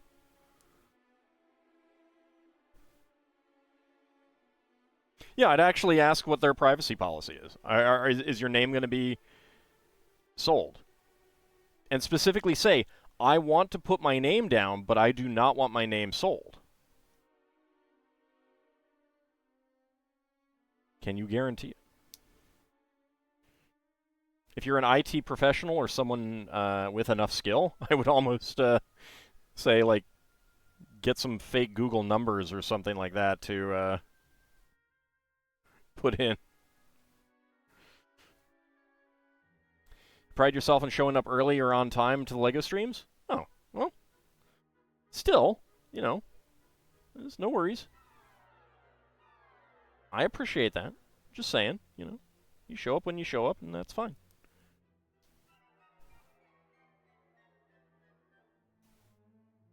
But I do appreciate that.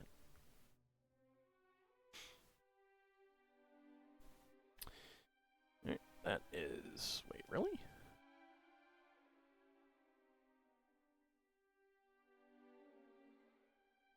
Huh. All right.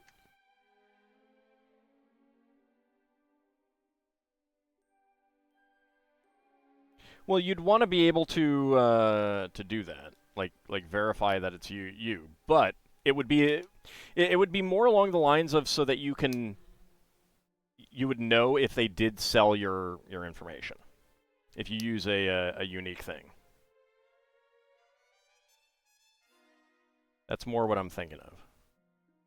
Just forgot you had dentist stuff today? That's okay. I had to go to the dentist earlier this week.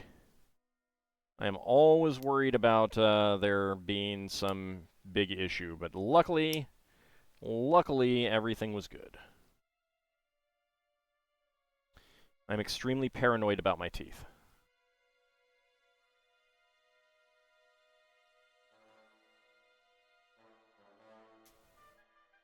Having had lots of root canals.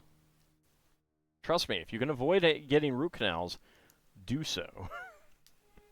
You got a dentist appointment tomorrow? It's that time of year. Everything was okay? It was just checkup and cleaning? Yeah, I mean, I figured.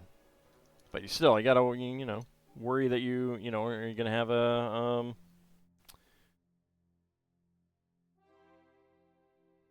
oops. You know, a cavity. You don't want a cavity.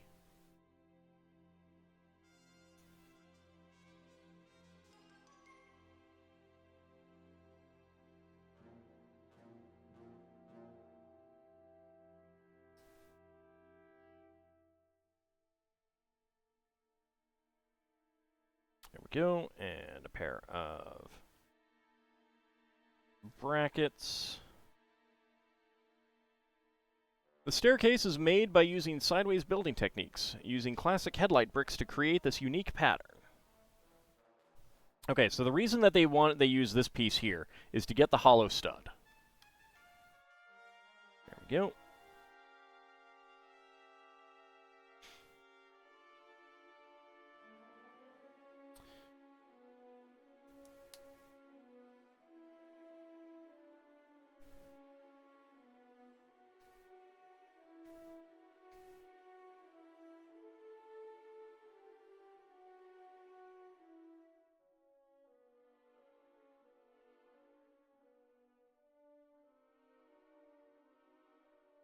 My dad had bad teeth. My mother has great teeth. I inherited my dad's bad teeth. It was very disappointing. Got more espers in FF6, but lost Sealies. We'll just go find her. Check the last place you had her. Did you put her in a place that you swore you'd remember her in and then forgot what that place was?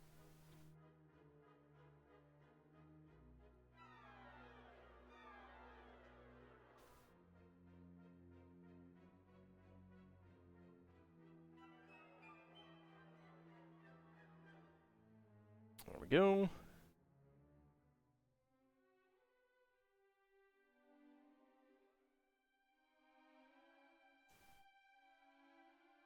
Okay, I think we're making an odd counter here.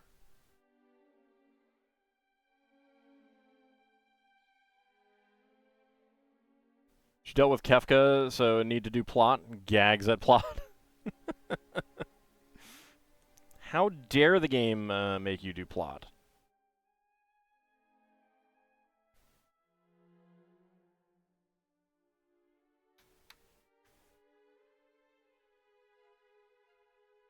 There we go, little counter there.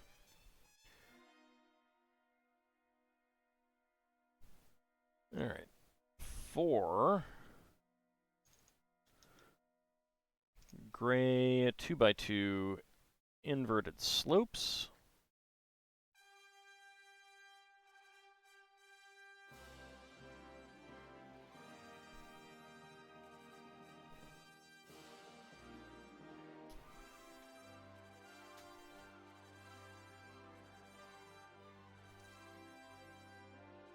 All right, we got lots and lots of sand green 1x2s with garage door grooves. I do love these pieces.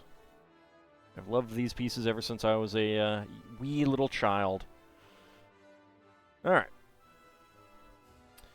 So, spare parts, 1x1 plates in sand green and white, 1x1 quarter cylinder tiles in white and gray, 1x1 tile with round end in white, black 1x1 tile, and a silver 1x1 cylinder tile with a 5 printing on it.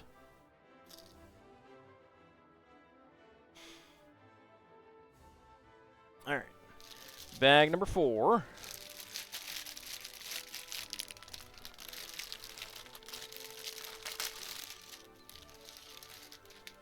Got our paper bags again.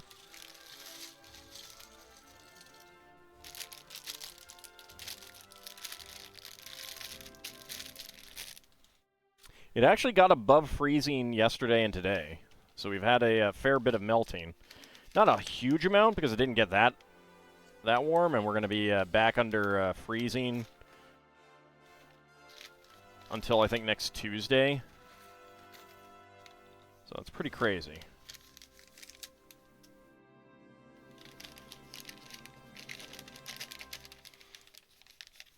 But then when it breaks the freezing barrier again next week, it'll be in the 40s. So that should melt stuff all pretty quick.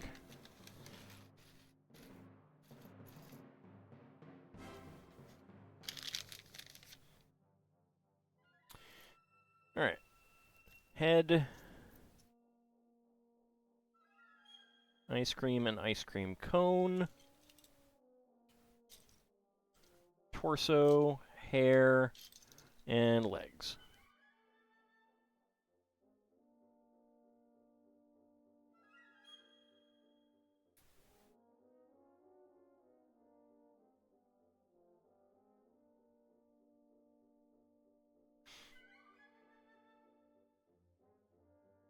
There we go. Little kid with her ice cream cone.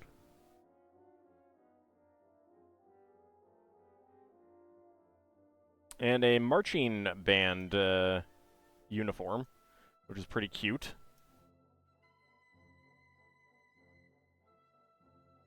You can tell it's a girl because she's got little eyelashes. Kind of doesn't show up too well, but that's how you know it's a girl. Only girls have eyelashes. I don't know if you guys were aware.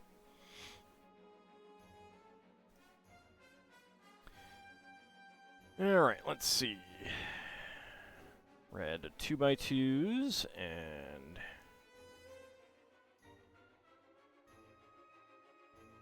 one by 2 tiles with center studs.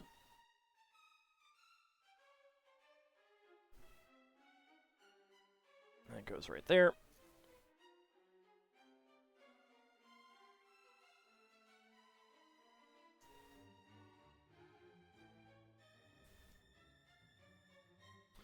And that one goes right there. And then we have a red 2x4.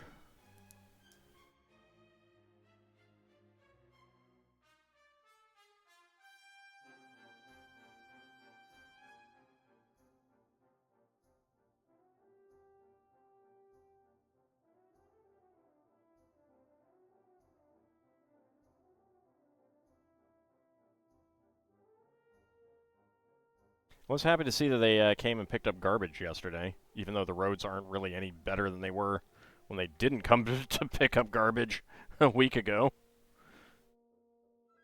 Howdy, Shield of Hope, how's it going? Alright, let's see. 2 1x8s up here.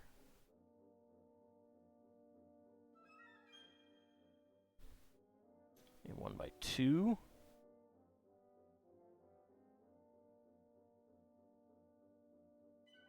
Might get freezing rain next week? Yeah.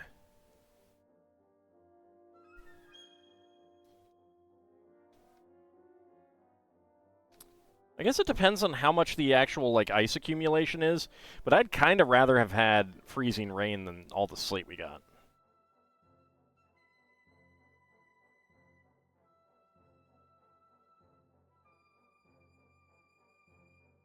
Like, sleet is now officially the worst.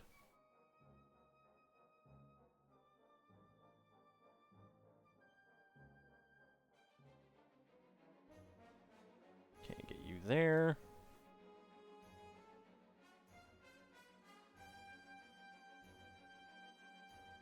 Like, freezing rain would have just left a coating on things, and you can just salt that. Last storm ended before trash day, so they picked it up. Oh, last storm ended before trash day here, too. My normal trash day is Tuesday. The snow and sleet was done by Sunday. They did a sliding schedule thing because everything was so bad, where it was like they'll try to pick it up on Wednesday, and they didn't. They didn't even come by.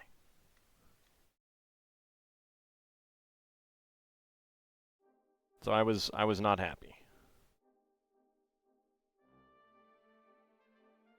Too many types of precipitation. Nature should narrow it down to 3 or 4. A decent road clearing by county on the. I mean, in my opinion, we have decent road clearing too, but multiple inches of sleet apparently is not something we can handle. And I kind of understand it, but I also don't know where the heck they've been for the last week.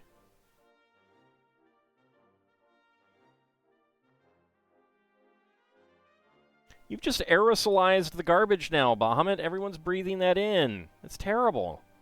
Why would you do that?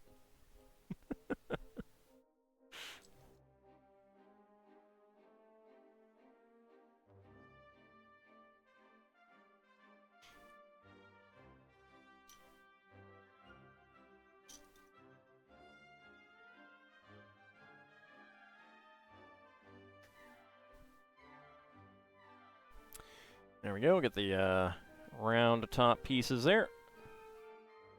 Been dealt with? I wouldn't say it's been dealt with per se. Ooh, excellent. We have a jousting lance. The classic lance element is used as a support pole for the staircase. Yeah. All right, go lance. It's outside in a well-ventilated area, so it's fine. You heard the last storm was particularly bad for New York City? Probably. I mean, it was the same storm, so it would not surprise me. It was bad for us. Would not surprise me if it was bad for New York City as well. And New York City gets more snow than we do. So I'm guessing it was also the sleet that did it. Hate sleet.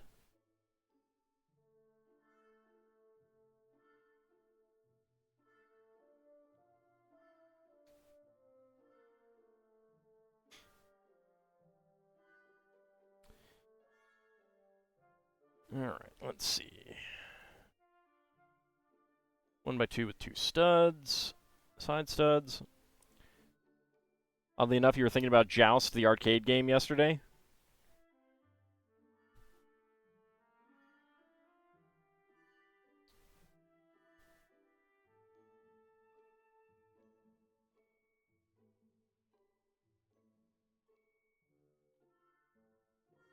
Yeah, I was wondering what they were going to do with the stairs, and apparently they're going to do a semi-spiral. New York City celebrities were complaining about the roads not being cleared.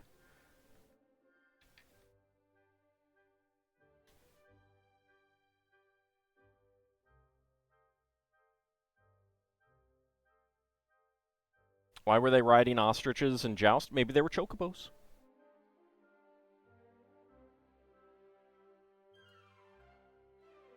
Maybe they were chocobos.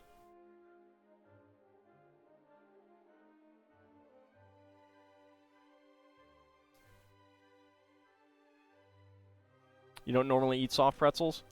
I like the cinnamon ones.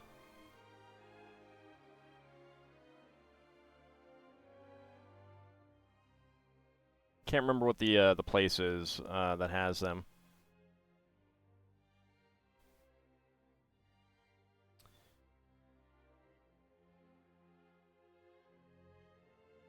Tend to be in airports and malls.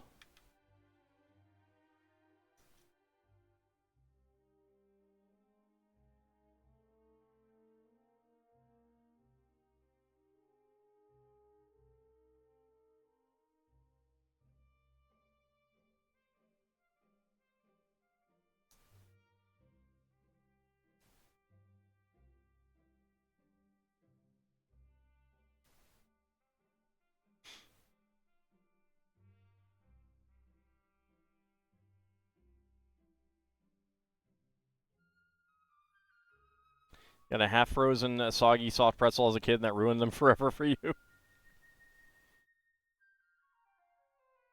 I've never eaten too many of them myself, so there hasn't been anything that has ruined them for me. Okay, we do have an ad break that is just about to start.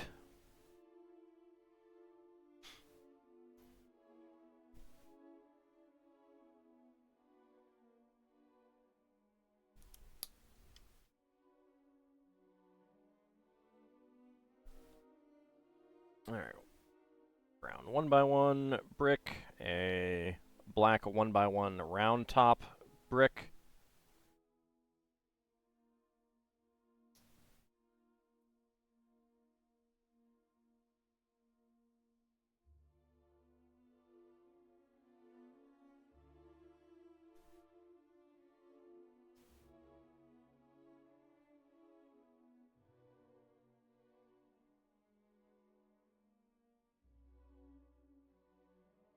Well, if you ever had an airport that has one of those soft pretzel places with the cinnamon ones, try them. They're really good. I mean, you know, cinnamon. Can't go wrong with cinnamon.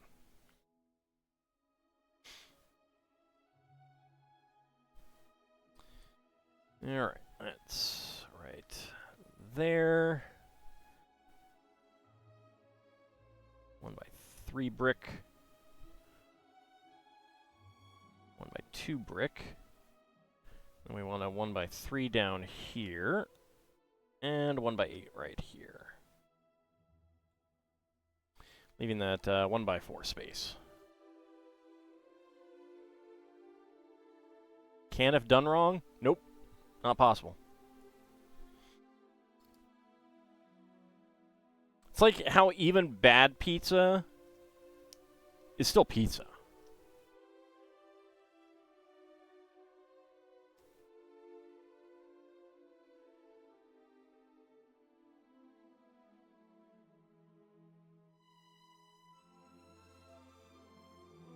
Look for cinnamon pretzel.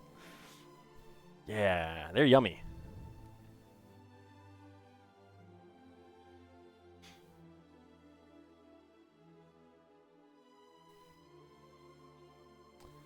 Pickle pineapple pizza. No. I know what you're trying to say. No. Bad. Because that's not the pizza. That's the toppings. It's a different thing entirely. Okay, and the final step right there. There we go. Okay, 6L bar with stop. It's not tomato, tomato. It's pickle. Pickle's bad. There we go, get the railing.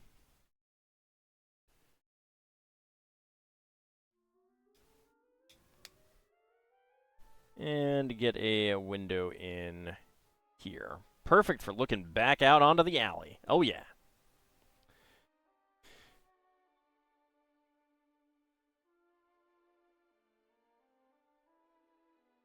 Yeah, you know how Dodongo dislikes smoke? I dislike pickles.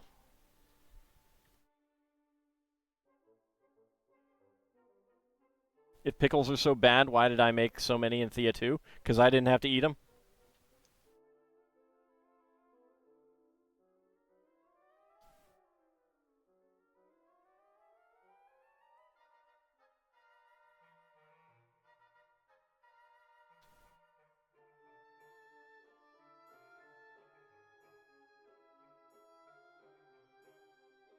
Do I also explore if fed pickles? No, I do not.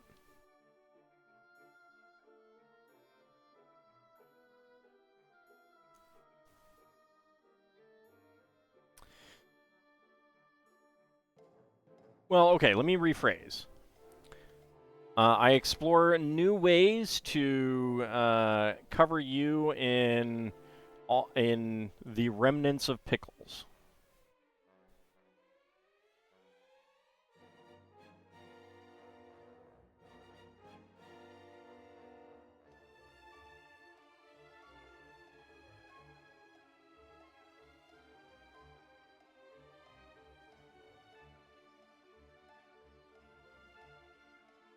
I really rather recommend against it.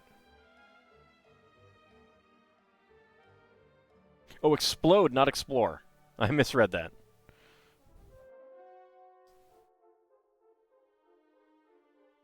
I don't do that either.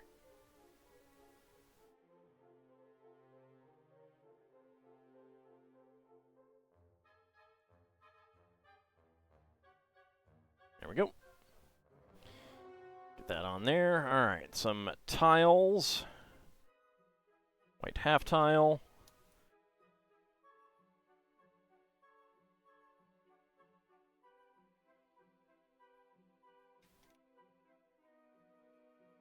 All right, ad break is running.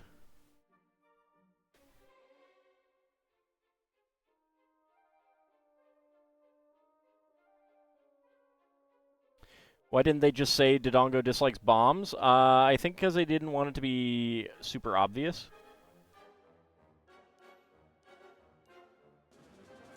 It's called a puzzle.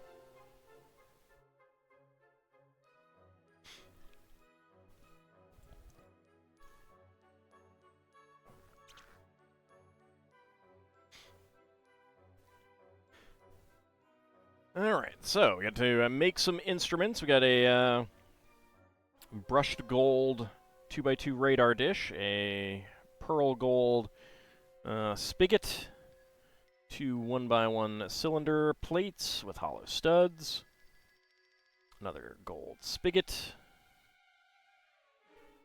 gold 1x1 cylinder plate with hollow stud, and a gold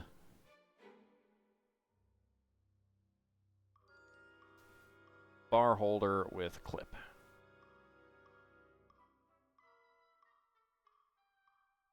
For, I think that's a trumpet.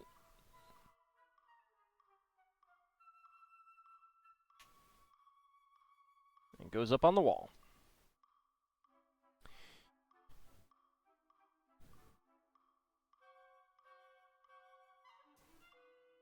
All right, 4L bar in this one, in the window area.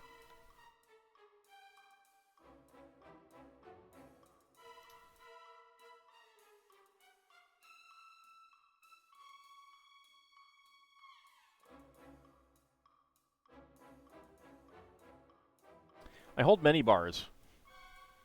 It is a frequent thing of that I do.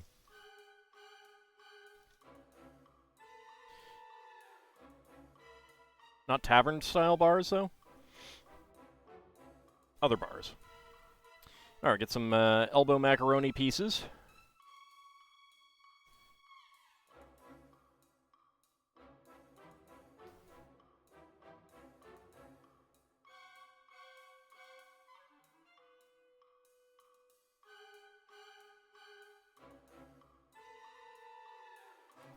But do I hold bards?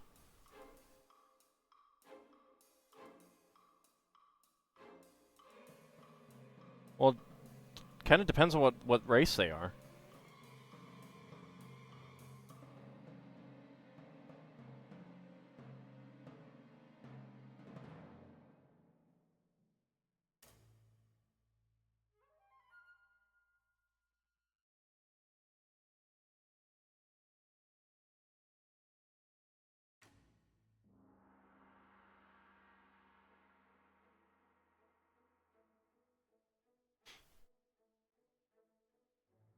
You could have stopped after the third word. Let's see. That goes... Okay. There we go. That's a mouthpiece. Another macaroni. A fez and a 3x3 radar dish. To make a tuba. Big old tuba. That is going to go right there.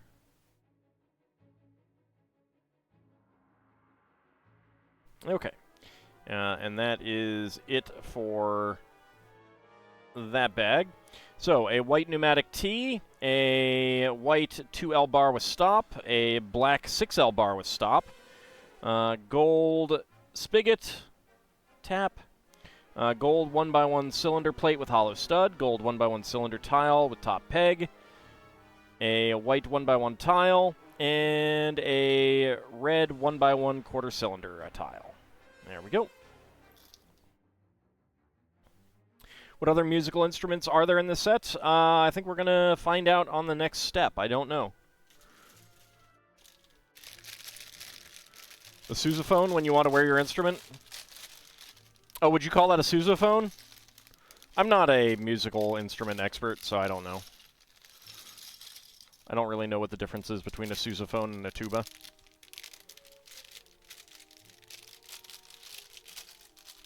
Oh yeah, tuba is all in front of you, isn't it?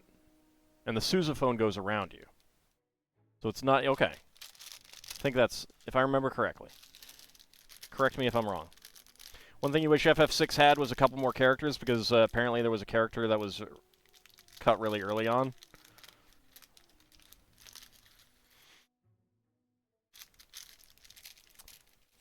Sousaphone is better for marching band.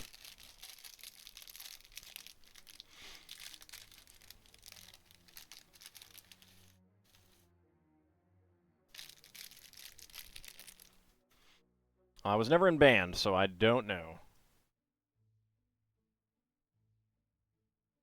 Alright, let's see. Next up.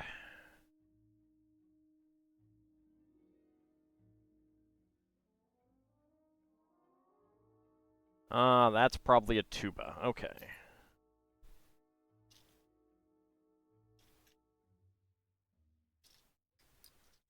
That is probably the tuba.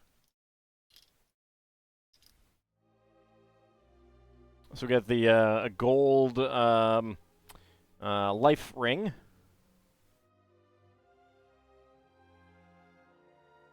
Yeah, no, I know who designed it, not a rogue AI. I just, like, I don't actually know it because I was not a band person. I don't know. I'm not very good with different musical instruments kind of thing.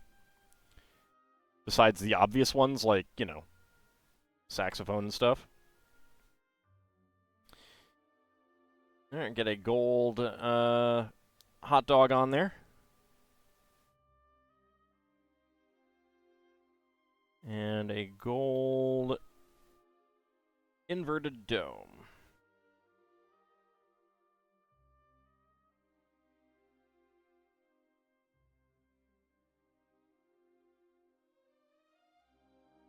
So that's probably not a tuba. Tuba, I think, is bigger. What is the one that's kind of round?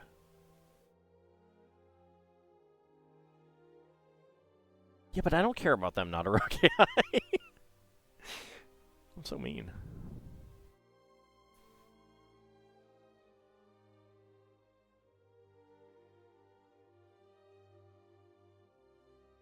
There we go. Get that on there.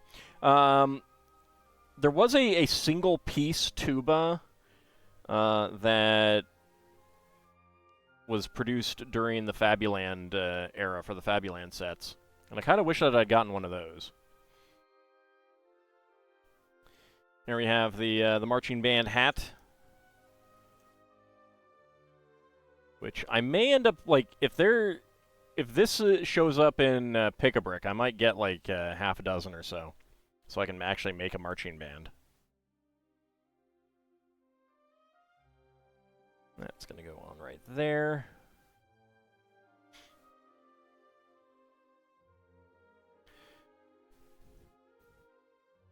All right, trombone. We got our gold binoculars. I feel like this is a different design than the trombone that Riker had.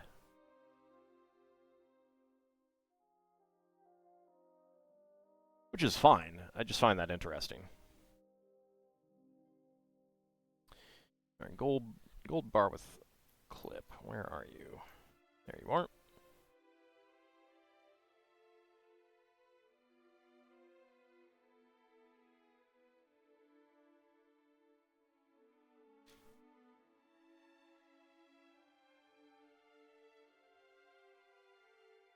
We need an oboe. That would just be like that. There. There, not a rogue AI. I have an oboe for you.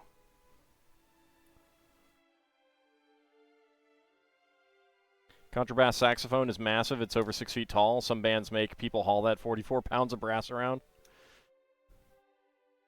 I'm kind of glad that I was not in band.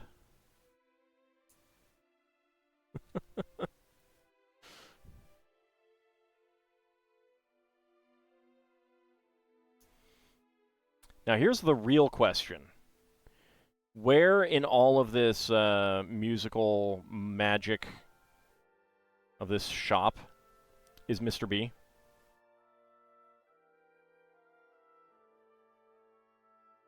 Where is Mr. B? Mr. B Natural.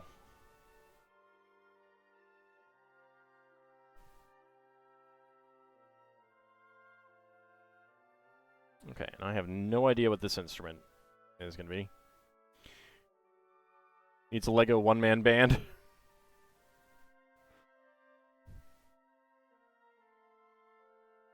I should make a Lego Mr. B one of these days.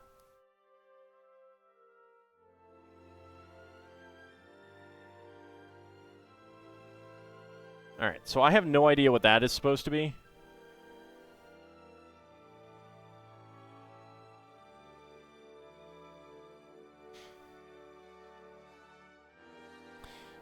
Alright, they have these interesting printed 1x 2x5 clear bricks for the windows.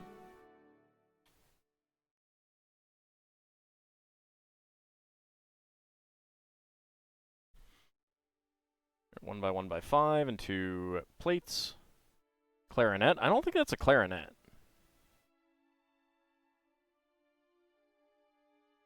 I would think that would be a brass instrument of some sort. But I don't know. Kind of surprised that there's no saxophone here, actually. Even though that's just, like, it's an easy thing to put in. It's just a single piece instrument.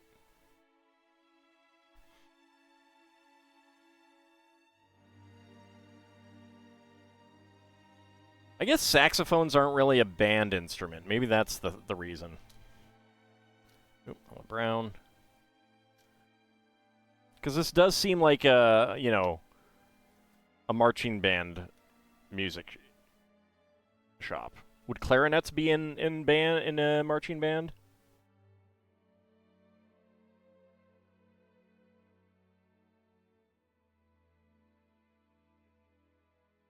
Porn soundtracks ruined saxophones for everyone. Didn't ruin them for me.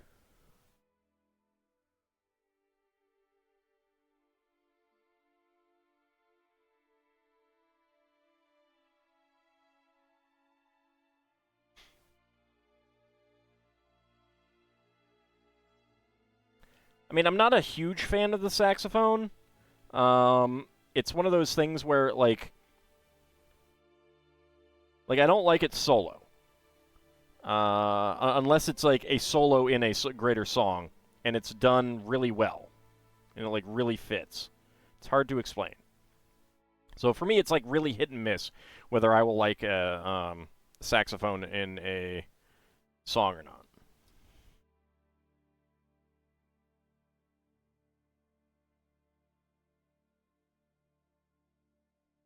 There we go. Get the door on there.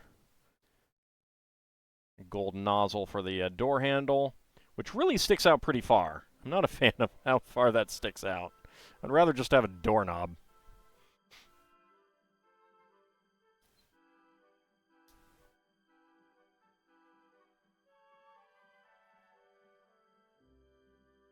And considering this is a marching band shop, I guess that explains the lack of, like, violin and cello.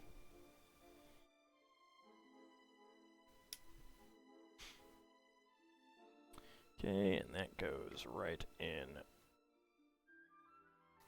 there.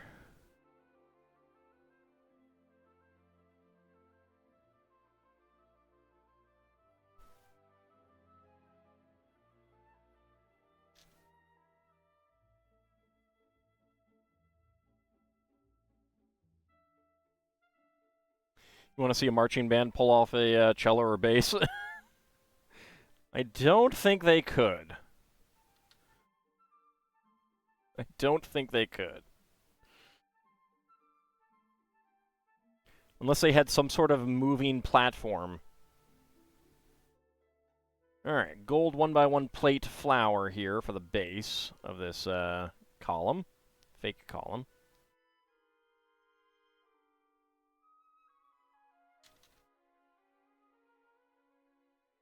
Grand piano and marching band.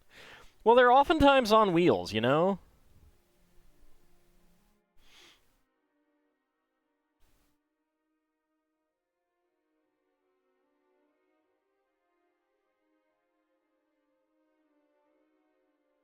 Let's see, that is it. Yep. Alright. Get that in there.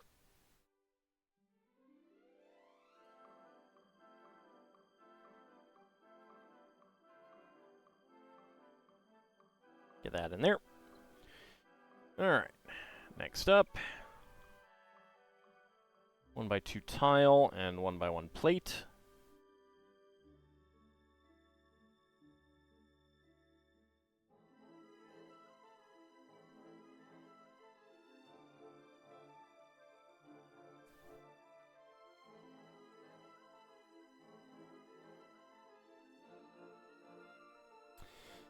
Okay, and 1x2 plates up here. Well, that's probably why they use these in particular. I do like the printing on those windows.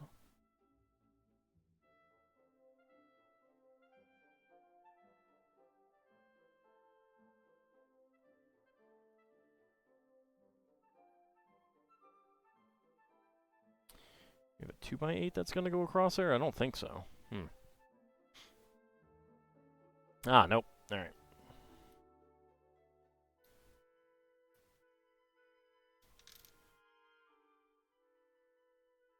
So, white 1x2 here. White 1x2 there.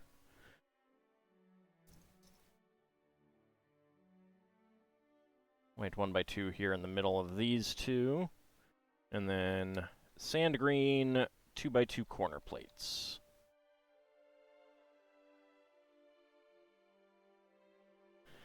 Alright.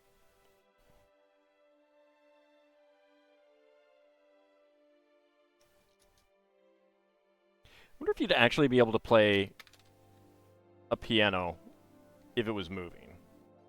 Because you do have to use the pedals and stuff. Might be kind of hard. Just have the tuba kid pull you, you know?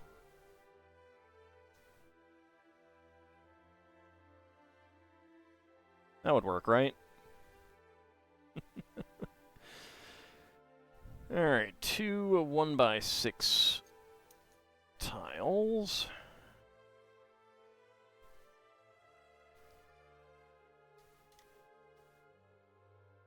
I think I would have done a 1x3 right there. I don't know why. Do it all the way back there, but whatever. Alright, so for above the door, we are going to want this brown 2x2.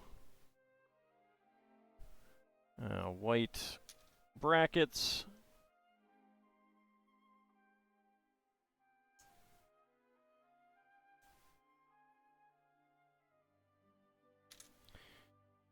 One by one tile slopes.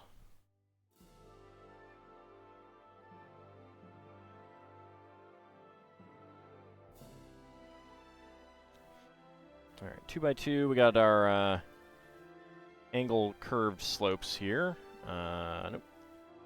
Want that on the other side. Yep. Stop falling.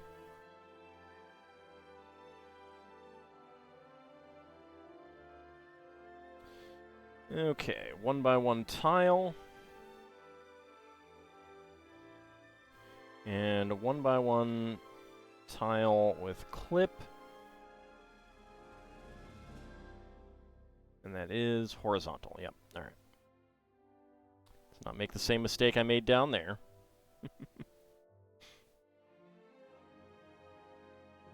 There we go. Get that on there.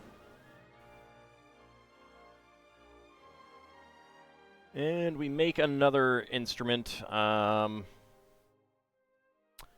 brass instrument of some sort. I don't know offhand what it is.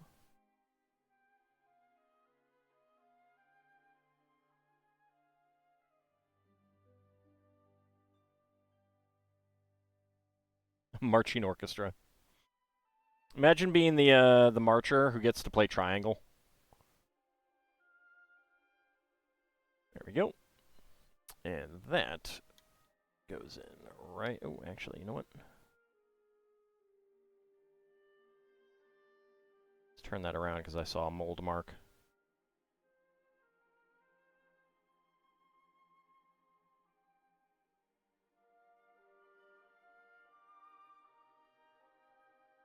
There we go.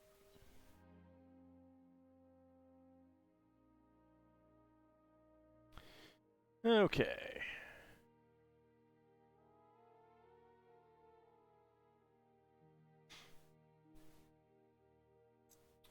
Two of these. Okay, so we have this piece. Why are we using... Oh, okay, no, actually I see why we're using the brackets. Yeah, no, of course, silly me. Using the bracket because it gets a little bit of extra width out of it.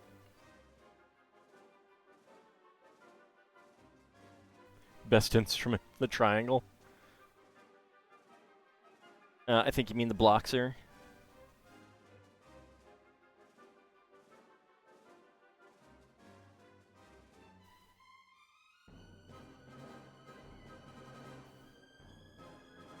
Break apart on me. There we go. Yeah, so we want this extra half plate height here to match up with the 1x1 tile with round end. That's why we're using that. Silly me. Zither, true king of instruments.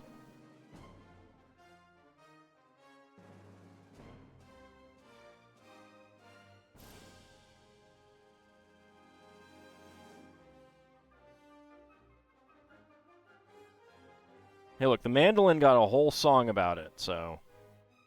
Well, Mandolin Rain.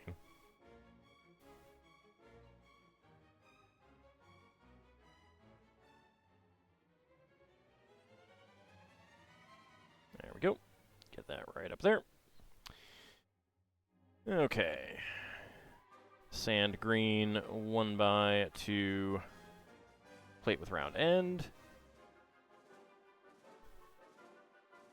1x2 inverted slope with cutout. That goes right there.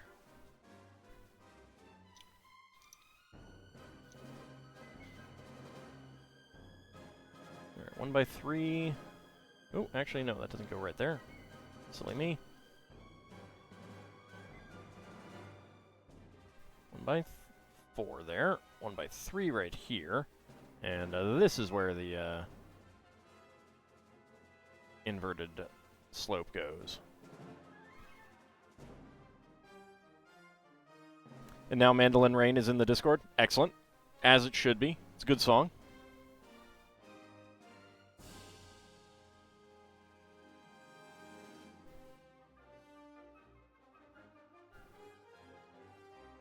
Okay, 1x3 there. Get a 1x1 brick here. We have a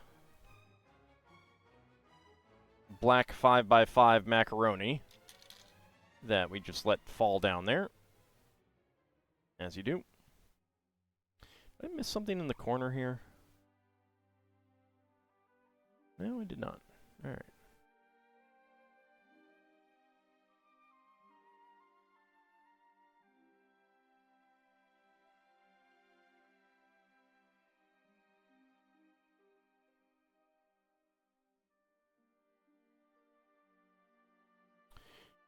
All right, headlight brick.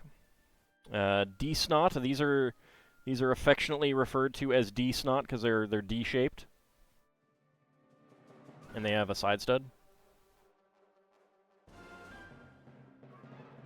Sad that you only get to ride a dragon in FF5. Well, look, you know, dragons don't generally like to be ridden.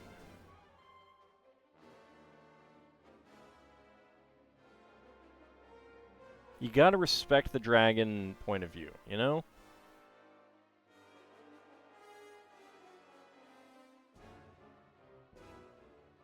Okay, that gets there. That gets there. 2x2 and 1x2 curved slopes.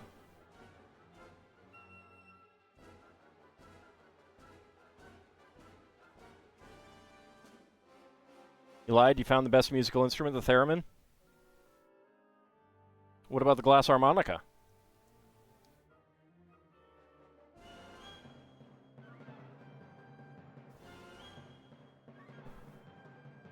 Okay, that goes right in there between these. If we can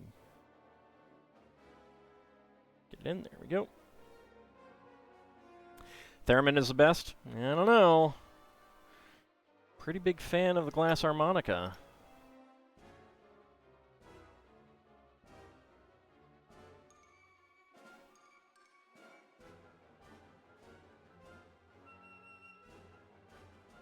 You always wondered about that with the in the Dragonlance books. Were they just okay with people riding them? Yes, I mean they were. They were on the same side.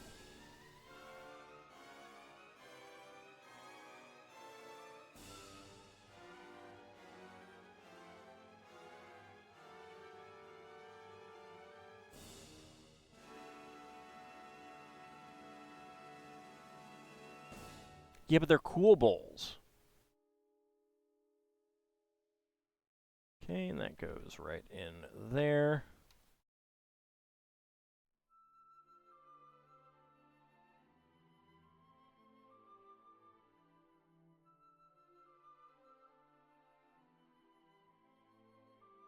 Did the evil dragons have riders? Yes. Some of them.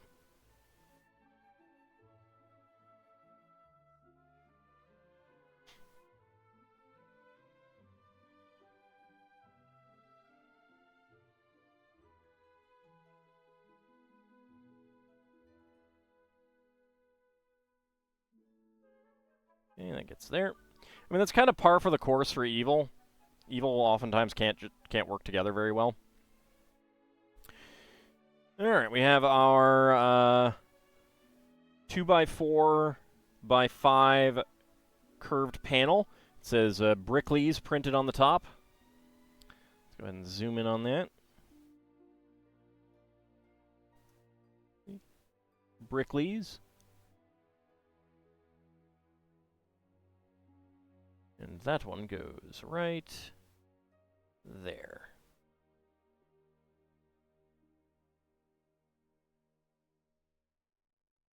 And 3 1x2 round end plates.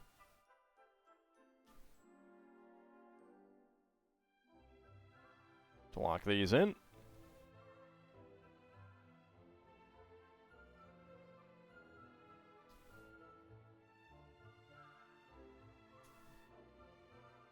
And get that one on there.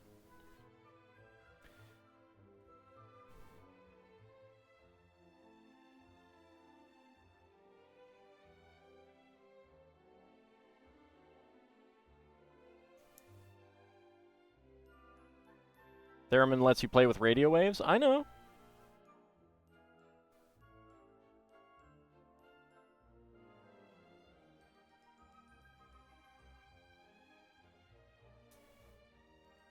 It was basically the first synthesizer of a sort. I don't dislike the theremin. That's what makes it the best instrument. I don't know. I don't know if that works. I don't think that's how it works.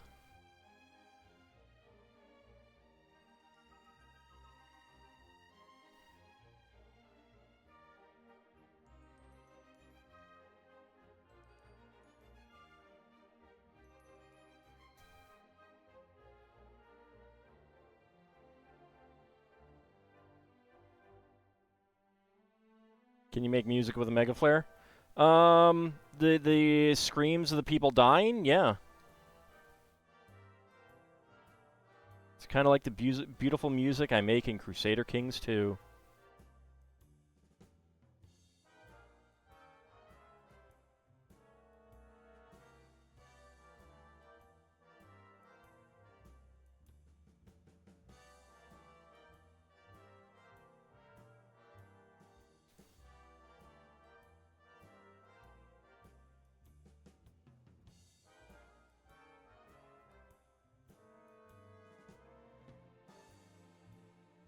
The execute all button, exactly. It makes wonderful music, doesn't it?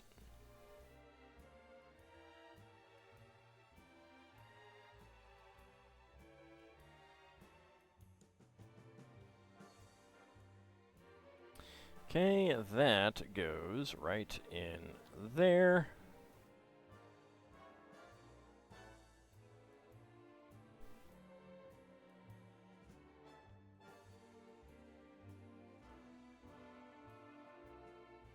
And then you get the Kinslayer trait.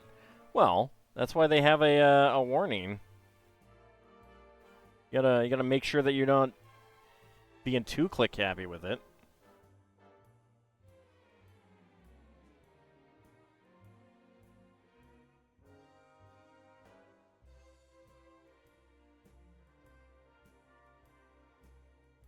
Besides, if they didn't want to be executed, they would have converted to the one true faith, as is right and proper. So really, it's on them.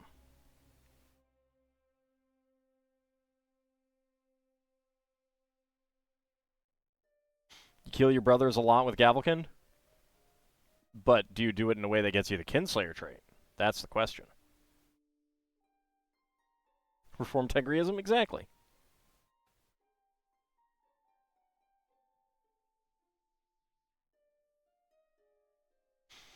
I mean, we had a book now.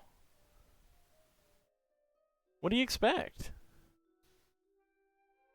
Or what do they expect, I should say. All right, get the macaroni tile on over there.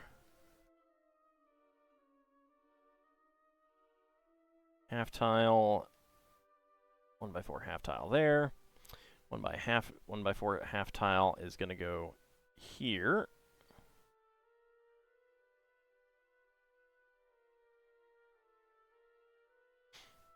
Think there might be more to reform than writing a book? Nah. That's what did it. We had a book now.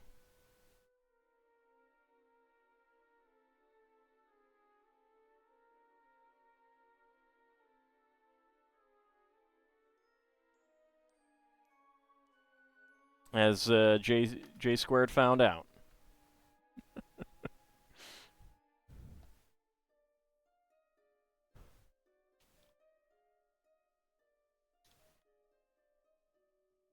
Okay, and a 1x1 round and a tile right there. Okay. All right, so spare parts. We've got 1x1 tile slopes in brown, and I think that's medium nougat. It might be warm tan. I don't know. 1x1 plate in brown, 1x1 tile in brown, 1x1 cylinder tile in gold with top peg, 1x1 gold plate flower, 1x1 cylinder plate with under clip in gold, gold binoculars, 1x1 cylinder plate with bar in gold, a gold nozzle, and most importantly of all, a gold hot dog as our spare parts. Howdy, Plastic Alan. How's it going? What were you up to today? Let me give you a shout out there. Gotta find my mouse cursor.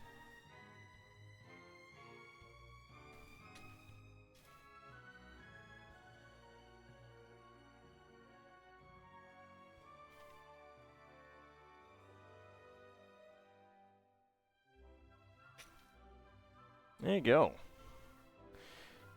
All right, so that's the first floor of the music shop, basically. Doesn't quite match up there. It might put something there, but I don't know. Playing Voices of the Void, some comfy spoopage. Nice. We've finished the band shop here. Brickley's. I do like it. It looks pretty nice. It needs to be turned slightly. There we go.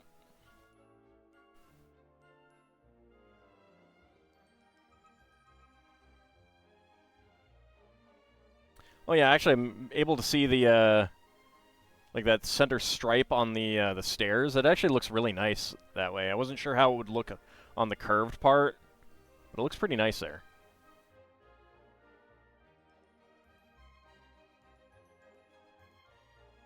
All right. Bag number 6. So this is the modular building set shopping street.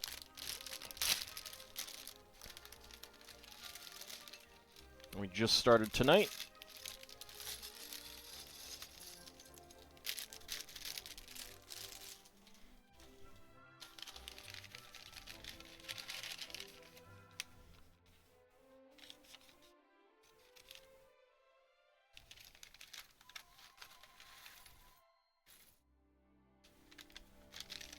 Okay, that one's empty. There we go.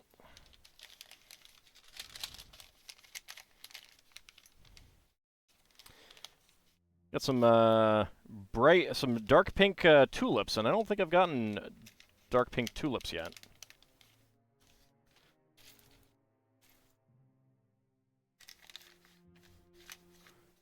Nope, that's empty. All right, there we go. All right, let's get the minifig parts.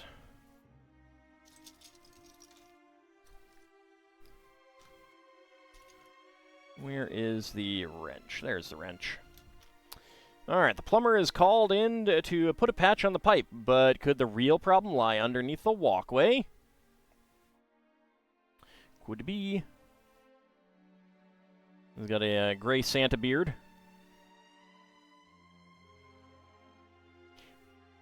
I think if a plumber has this big of a gray beard, it's probably time for him to retire. Like, enjoy your twilight years, man. Get his toolbox and his wrench.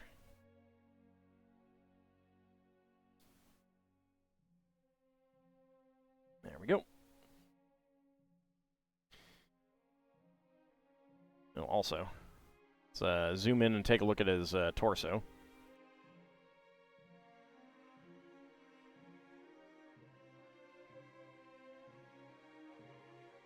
Pretty nice printing there.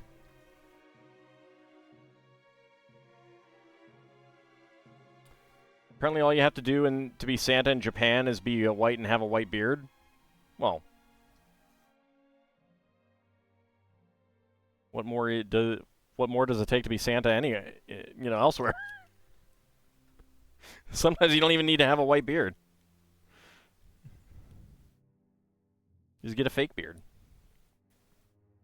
Okay, we got a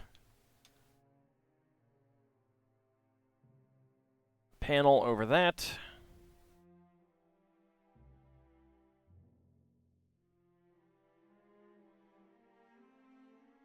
All right, 1x5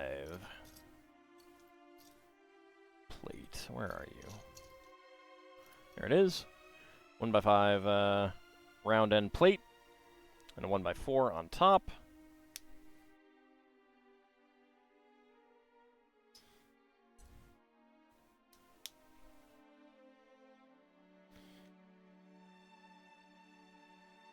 All right, a bracket, 1x1 cylinder plate with bar, and I need a curved slope. There it is.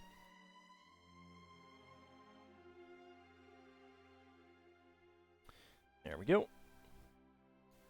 Get that right there. Dark brown, a 3x3 corner plate. Brown 1x1 plate. A 1x6 and a 1x3. Here's 1x3.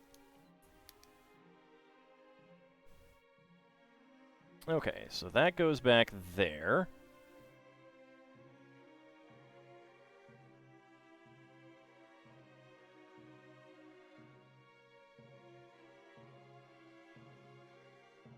There we go. All right. Got that down now.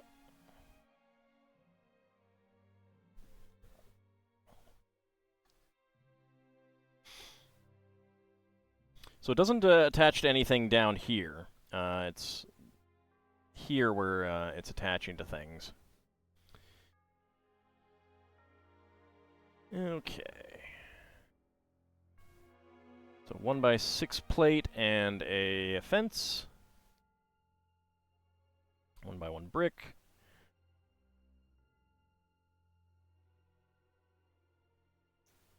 One by 2 inverted slope, and I need another inverted slope. There it is.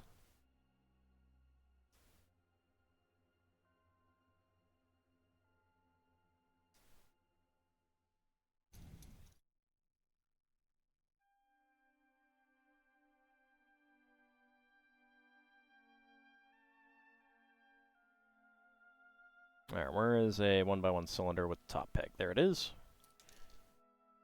And then I accidentally drop it, of course.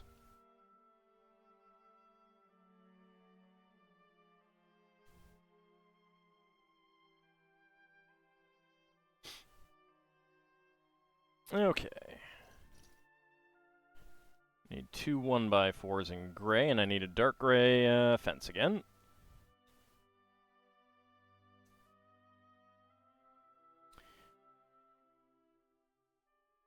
I do really like this method of flipping parts. It's not a bad method by any means. So there we go. We get a kind of a grill grate right there underneath that. 1x4 and a 1x1 with round end. All right. It is a little loose. It does kind of need something more to lock it in, unfortunately. Can't fit a 1x2 under there, so that wouldn't do it. Could do it on top, but like that would lock it in. That would probably be pretty obvious.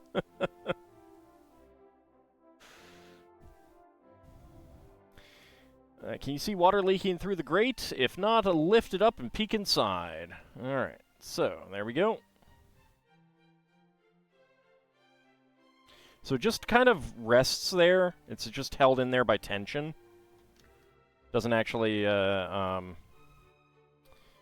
connect to anything. But it should be enough tension there so that it doesn't fall out when you move it around.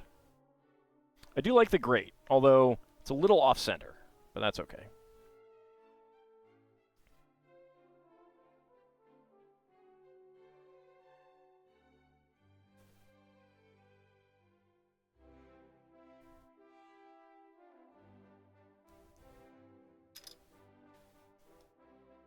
Get a little flower planting.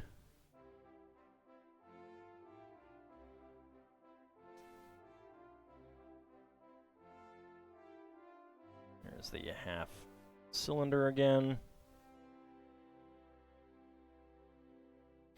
Make sure the mold mark is buried.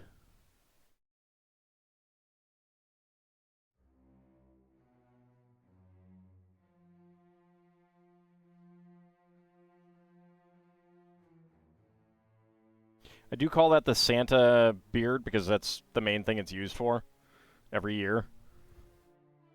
Every time we get a new Santa in a Lego set, he has that beard.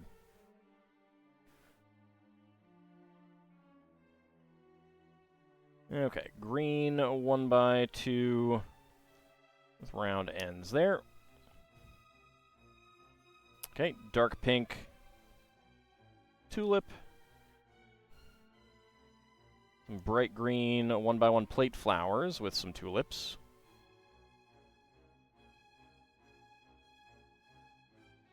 I do love that they're making more specialized flower pieces. They're really nice. All right, we got some bright leaves, bright green leaves.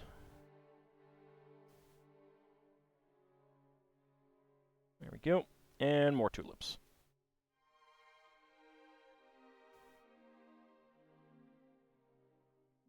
Like, we've gotten 3 in the last year plus. The sunflower, the tulip, and the rose. No frogs for flowers? I mean, they'll still do that. They will absolutely still do that.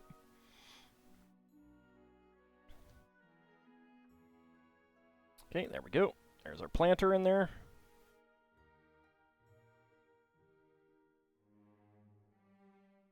All right, brown 1x2 plate with round ends. 1x3 and a 1x1.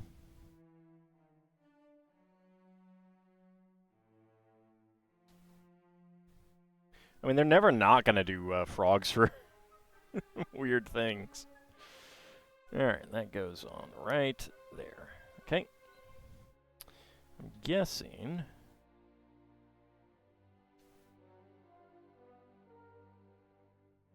Nope.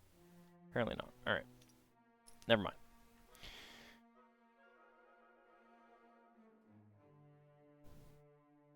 Alright, 4x4.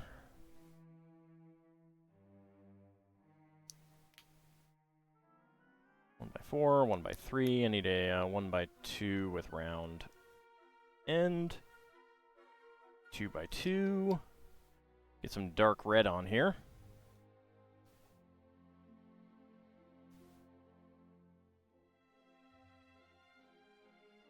So, hilarious fact, your cousin actually got you hooked on D&D with his 2 ebooks. Oh, that got you hooked on D&D with his 2 ebooks. Actually lives somewhere around where I do.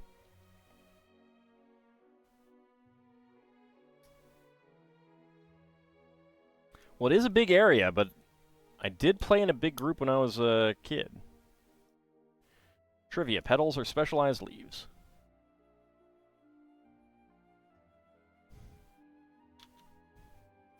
That goes back there. Yep. All right. Trivia. Insect heads are specialized body segments.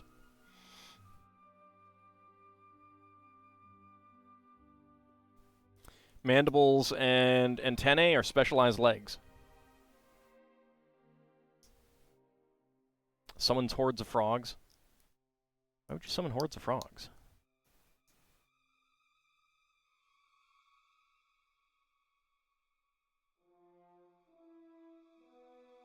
Oh, he only moved out this way for work stuff? Okay. Fair enough.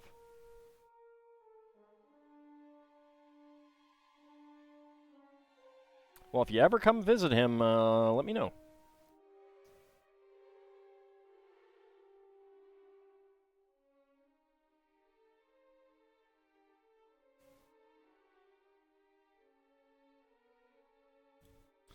All right, gray 2x4s. And 2x2 half tiles.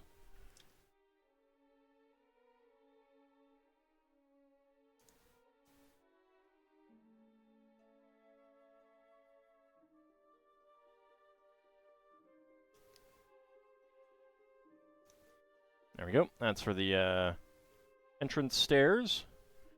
1x1 plate here, and 1x2 with round ends. Okay, another 2x2 half tile here, and a 1x2 there.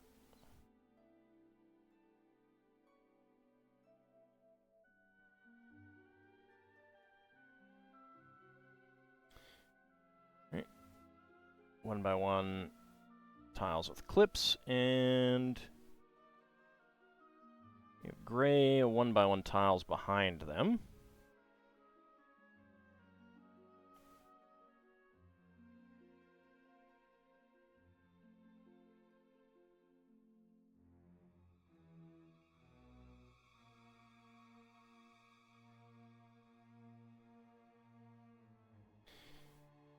Okay, so the round top piece, that is... Okay, there's the mold mark. Where do I want the mold mark? It's supposed to get to 41 degrees F tomorrow? It's not getting above 40 until next week here. It's not getting above freezing until next week here. We got a couple days reprieve, and then that was it.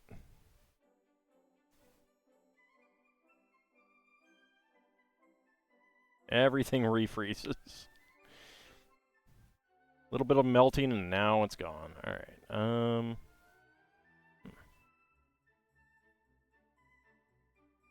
feel like that would be pretty obvious.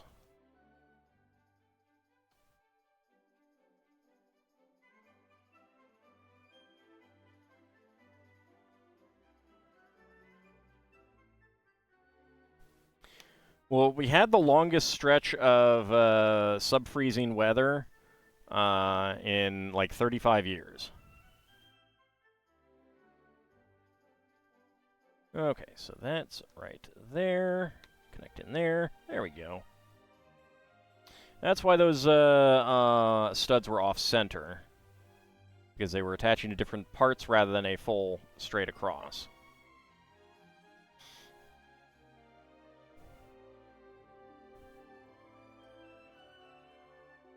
One by one brick, one by one brick. And let's see. 2 log bricks. One there, we get the long one here. Log brick there.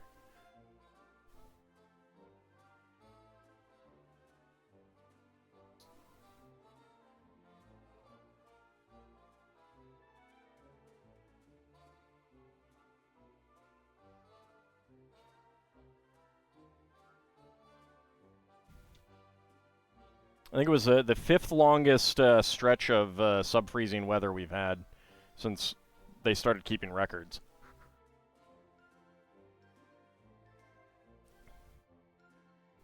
It's been crazy cold. Just absolutely crazy.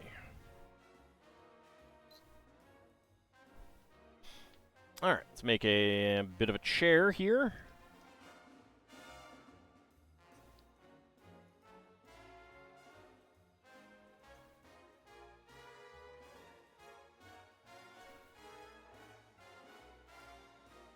Does look like a very comfy chair.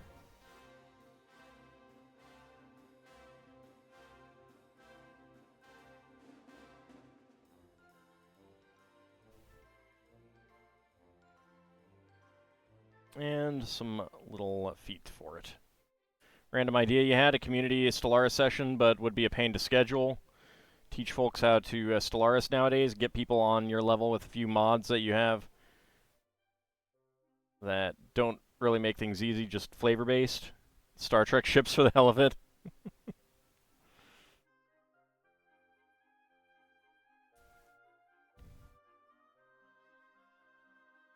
Alright, that goes right there, actually. That's a pretty nice chair, although, like, I tend to think of these kinds of chairs with these big kind of poofy armrests as having a bigger back. It's kind of a interesting backing for the that chair.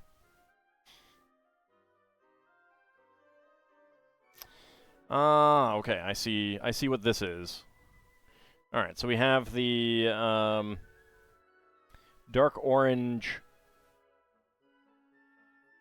I'm not exactly sure what this piece is. It's like sort of a box. Kind of debuted with Minecraft, I think.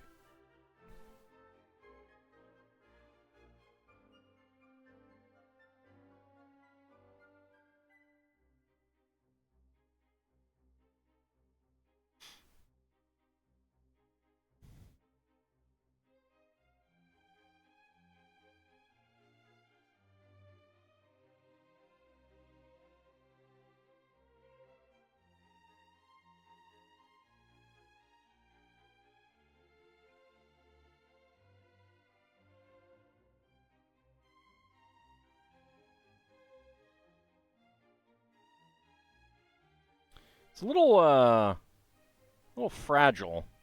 Like, it's really easy for this to move.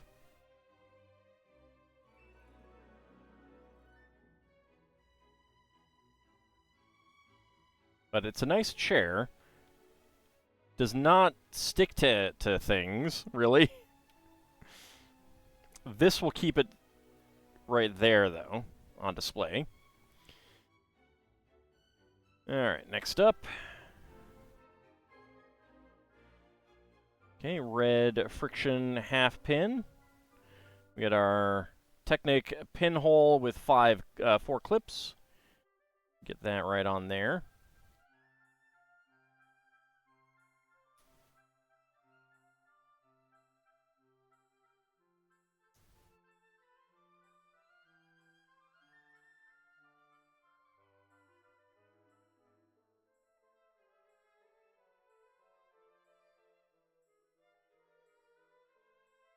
Get the legs on.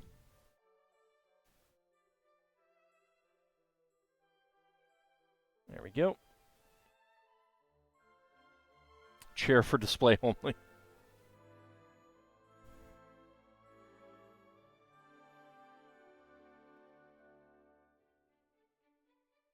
Alright, let's get the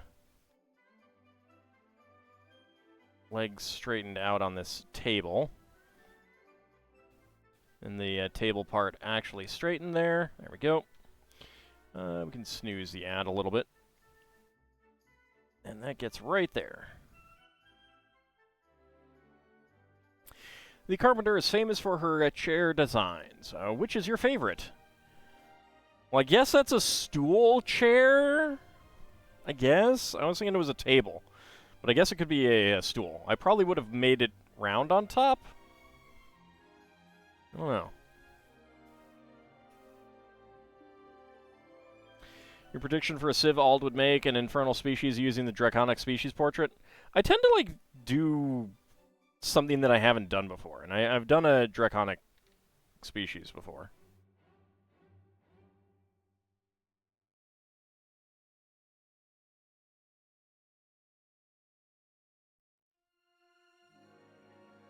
Not really a big role player in Stellaris, actually.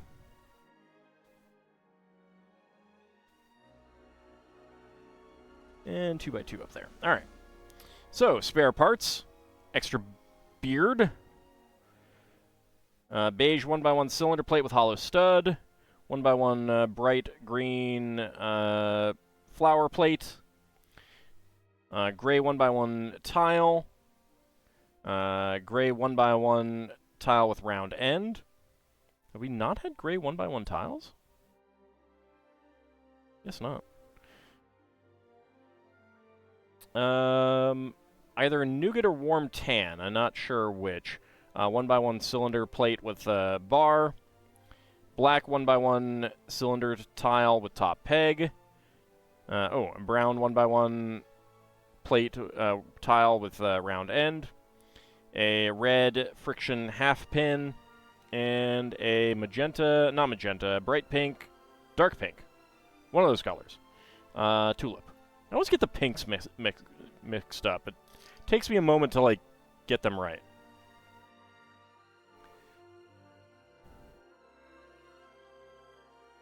Alright. This will probably be... Oh, actually, this is a little bit later than I thought. Nah, we'll do the one more bag.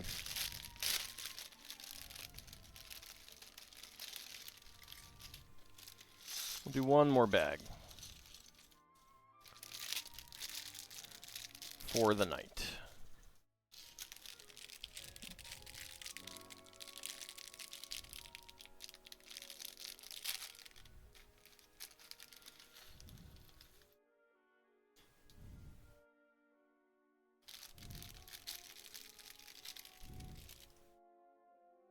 Yes, we started this today. Alright. So, dark orange bracket, 1x1 plate, and a 1x1 brick.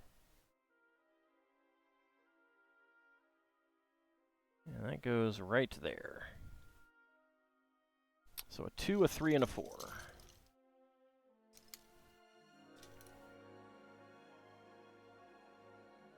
2, 1 by 4, 1 by 3. There we go.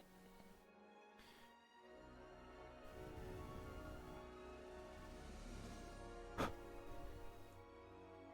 little bit of a lint on that piece.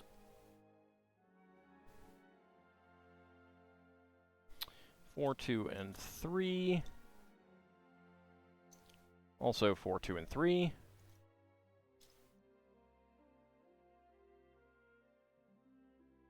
Okay, and another bracket.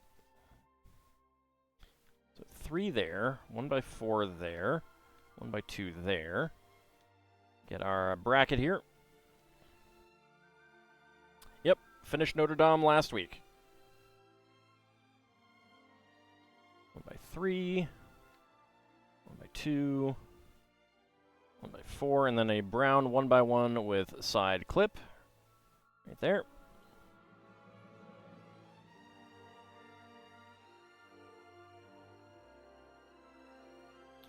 Okay, 1 by 1 plate, 1 by 1 plate, and a bracket.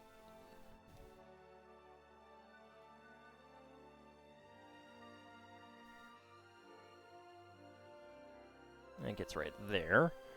And another 1 by 3, 1 by 4, and 1 by 2.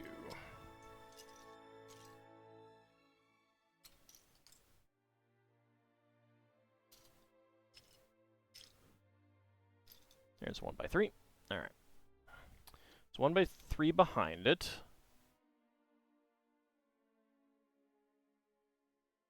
It was smaller than I was expecting, but it is an architecture set. They are supposed to not be big.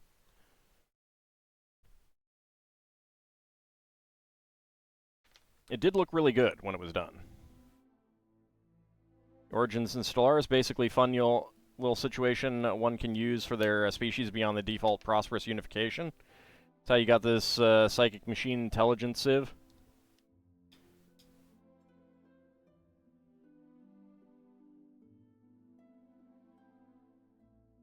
I just got tired of the, I love the exploration at the beginning of Stellaris. One of the reasons why I haven't done a Stellaris LP in a while, and I actually haven't even played the game, is because basically I want to stop playing after everything is discovered.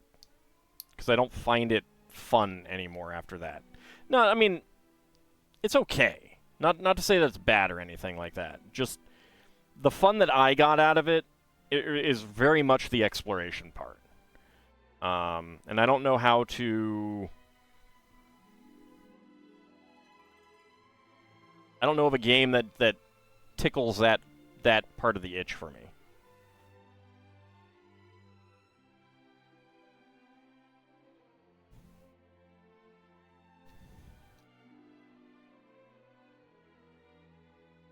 And to be fair, I haven't been paying that much attention to what's been coming later, but I think it's more of a systemic thing.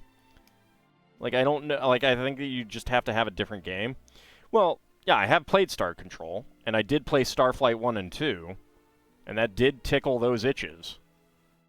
But there aren't that many games that do that.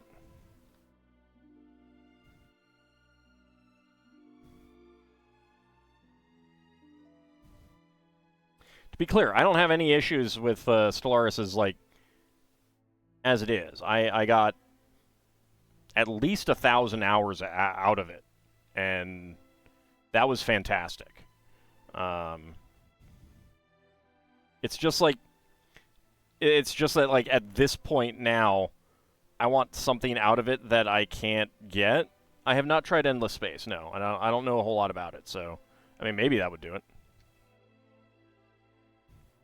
You have less than 0 itches for CK3 until they finally add the Merchant Republics. It's not even that. I have 0... the reason why I haven't played CK2, even though it's the exact same game that I still love, is that nothing new is coming for it, and I really liked getting new stuff out of that. And the ad break has started. It's just more like, for CK3 in particular, the forcing you to roleplay as your character does, or your character just dies, just basically straight up dies, I found that infuriating.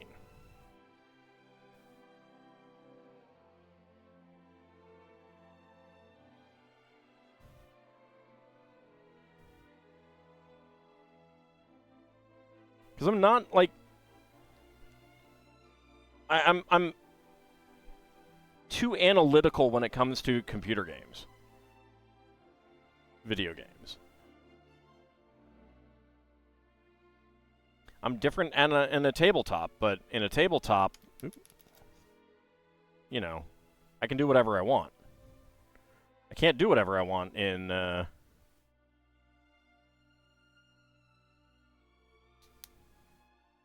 computer game. I'm restricted to what they allow. And one of the things that they do in CK3 is that it's very much a, you must play it this way, you cannot play it another way.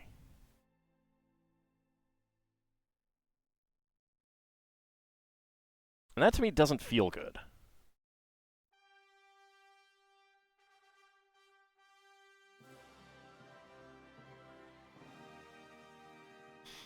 Ald wants to roleplay Ald and murder his brothers for not following his new book.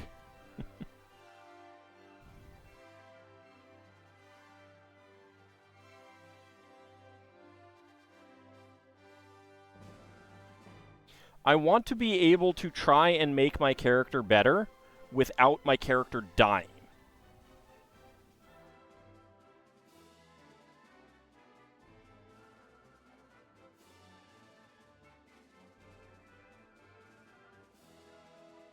Like, that's really what it boils down to.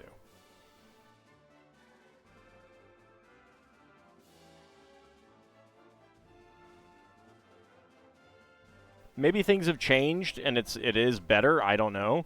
But that kind of sour taste in my mouth from that is still there. And, you know, like, if people do enjoy that, the way that game is designed, hey, more power to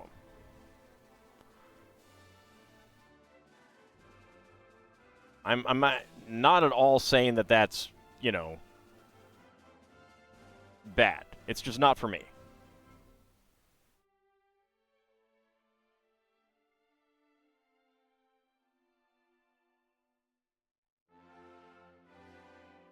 CK2 is much more my style in that regard.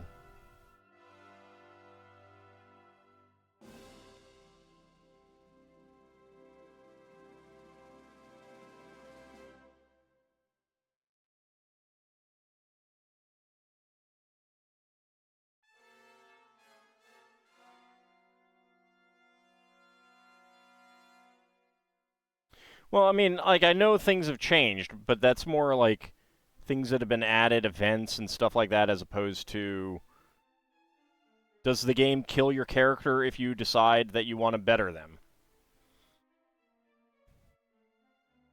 Right, but, like, that's a technical change as opposed to a gameplay change.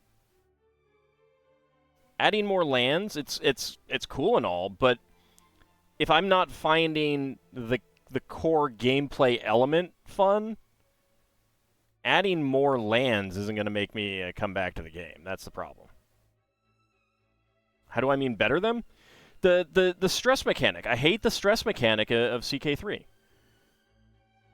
If you do anything that doesn't apply to that is not one of the you know, 3 stats that you get, basically.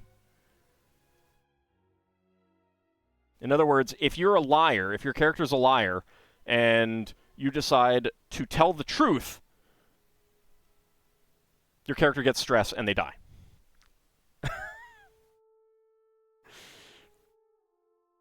Right, but that's not the core elements of the game, of like, the very most basic element of the game, which is you must play the game, the character, as the traits have dictated, or your character dies.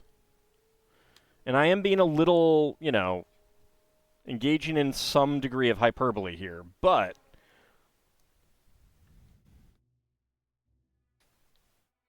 like, I hate characters with bad traits.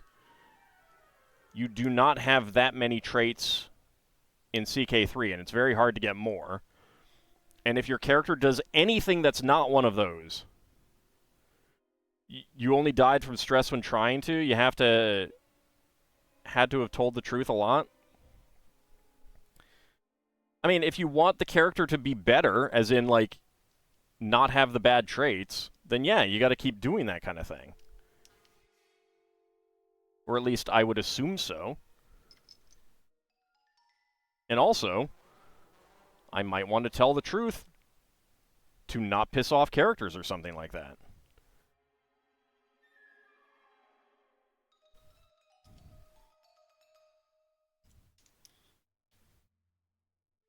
Basically, I felt like I didn't have the freedom to actually make choices for my character. The game made choices for my character, and if I deviated from them, the character dies. That's what it feels like for me, playing that.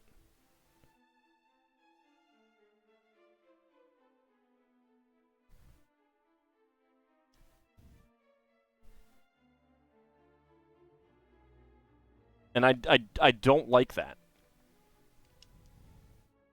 It very much feels like, play the game this way or your character dies. I don't like that. That was not fun for me.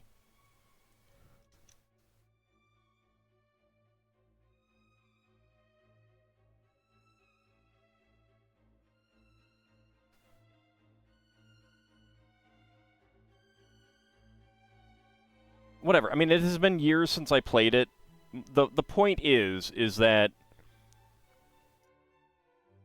your character has specific traits that they are basically born with, and if you don't follow those traits specifically, every single time your character dies early, very early. That is not fun to me. I found that like I'm getting angry about it right now because I'm thinking about it, and it's like I found it just absolutely infuriating.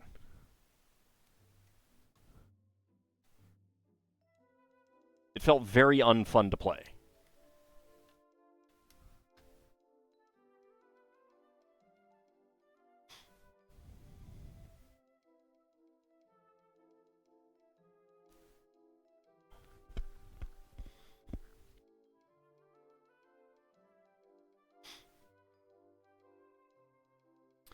Let's go ahead and turn this around.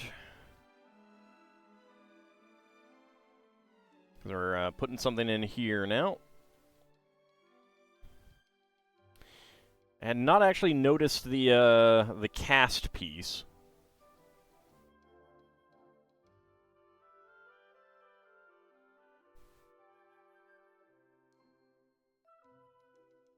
I mean, it's not just about trying to change the character in terms of getting different stats, which, yeah, I do want different stats. But it's like, if your character is essentially villainous,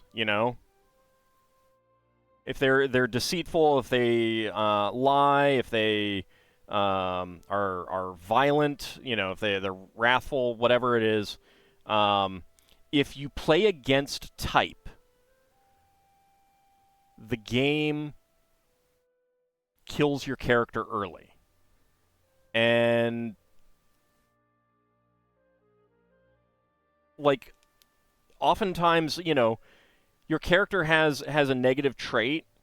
You get an option where you have the choice of, like, telling the truth or lying. Your character feels better by lying, but you piss off people. Bad things happen. And I want to tell the truth because I don't want those bad things to happen. But then your character dies early. And, like, that to me does not feel like you're having choice.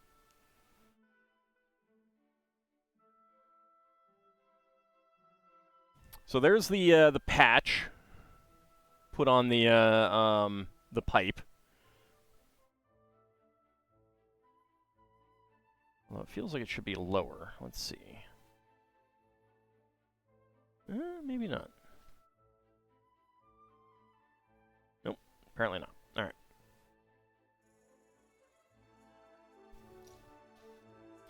All right, we got a blue chair to make.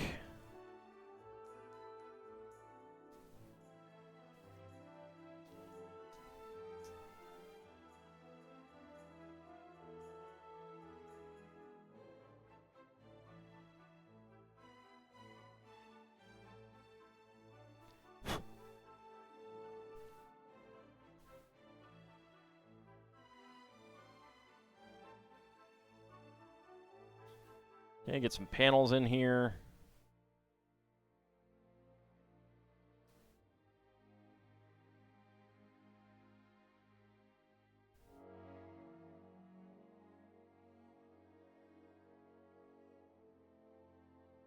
Let's see.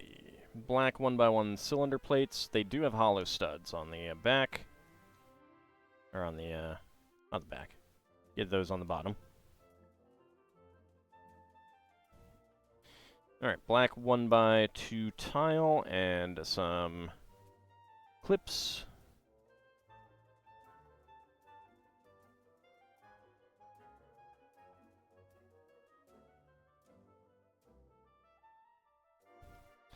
Perfectly good classic chairs thrown away in the dumpster. Let's see if we can salvage it. They don't even put the chair in yet.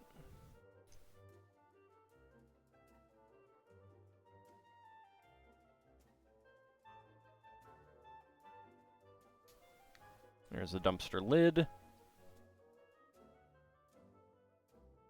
And there we go. Put the chair in the dumpster.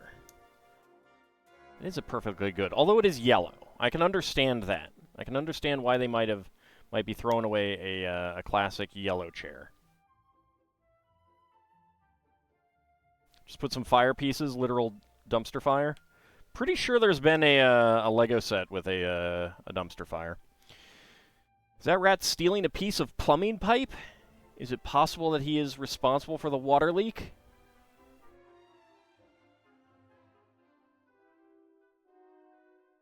So we get a black pneumatic T here.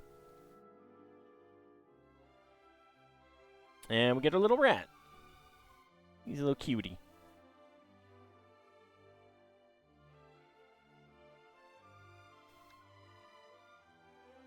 There we go. Coming out of a little mouse hole. Or I guess rat hole, as the case may be. Alright, get some dark green leaves and orange flowers around here.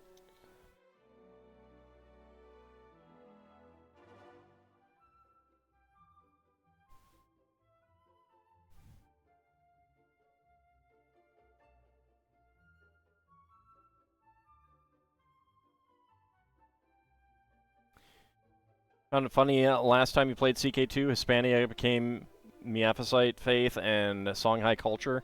And Abyssinia became Hindu faith. I do enjoy those kind of shenanigans.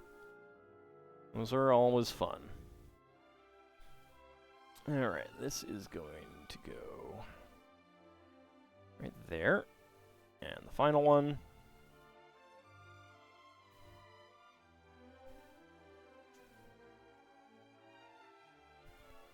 I mean, it's great that CK3 is getting Japan. I wish that... Pardon me. I wish that it had come in CK2. That's the thing. Okay. Spare parts. We got a 6L bar in black with stop. 2L bar with stop. Black pneumatic T. A black 1x1 cylinder plate with hollow stud. a blue and a dark orange 1x1 plate, red long bison horn, red hot dog, and an orange 1x1 plate flower. There we go. All right.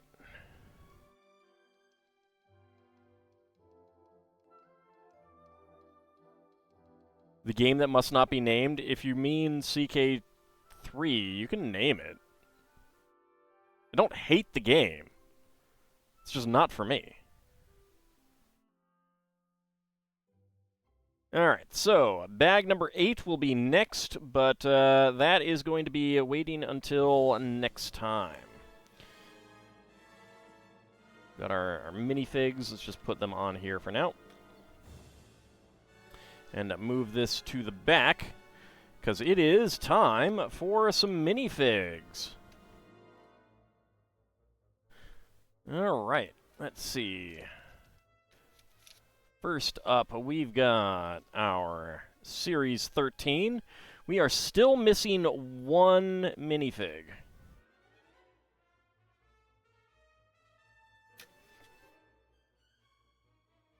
Okay, D6.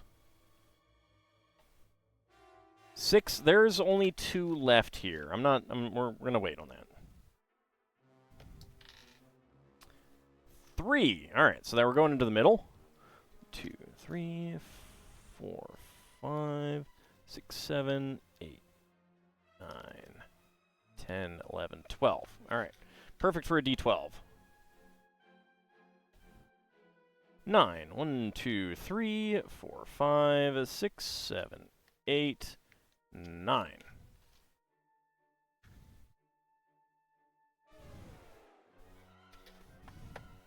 All right, let's go ahead and start a prediction.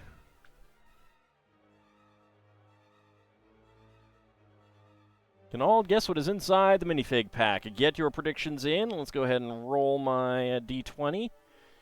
See what it predicts. 1, a happy king. 8 for Bahamut.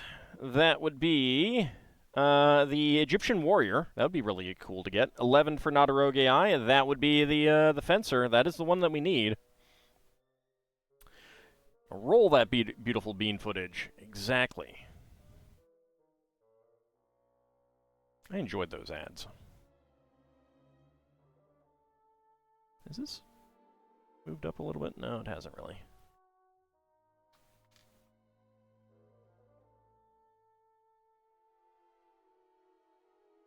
Alright, get your predictions in. Can I guess what is inside the minifig pack?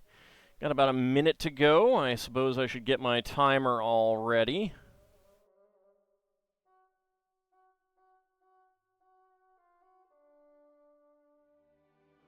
Okay, timer is ready. So get your predictions in. You've not had baked beans in a long time. Neither have I, actually. Definitely not, like, I've had it as an adult, but not very often. I think it was, like, with another, with a meal that neither I nor my family made. I don't think my mother ever liked baked beans that much. We had them as a kid, some. A gift combat musician, a Minotaur marching band leader tar, and a Leonin violinist.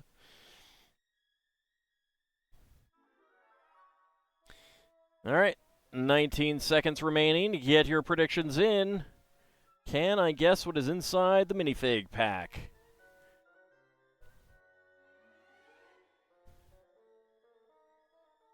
I wonder if I should change these to 1 minute. 2 minutes might be a little bit too long. I don't know. We'll see. All right. Predictions are closed. And go. All right. Let's see. Those are legs. He does have legs, and he does know how to use them. That feels like a head of some sort. What? It's a headpiece. What is it? Is it a helmet?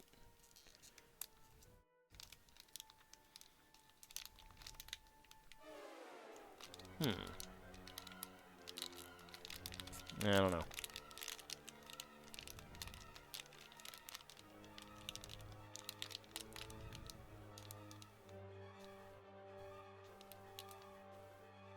Okay. 57.5, I believe that we have a Cthulhu alien. The head threw me off. It did not feel like the Cthulhu alien head. Let's see if that is correct. That is correct. That is another Cthulhu alien. Yeah, this threw me off. I don't know why it threw me off quite so much. But I felt this piece, and this is the only minifig that has it. All right, choose the outcome. That was 47 seconds, so 20 to 50. Complete that prediction. Who is getting the hams? Lord Canis getting all the hams. With 1,000 and getting 3,000 out of it. Kinshir going for within 20 seconds, also with 1,000. Shield of Hope going for 50 to 60, also with 1,000. And Bahamut going for no with 10. Made it very easy to see exactly who got all of the hams. Lithid prepares to Psionic Blast. Oh, yes. Also, let's go ahead and mark you off. I believe that is our 4th one.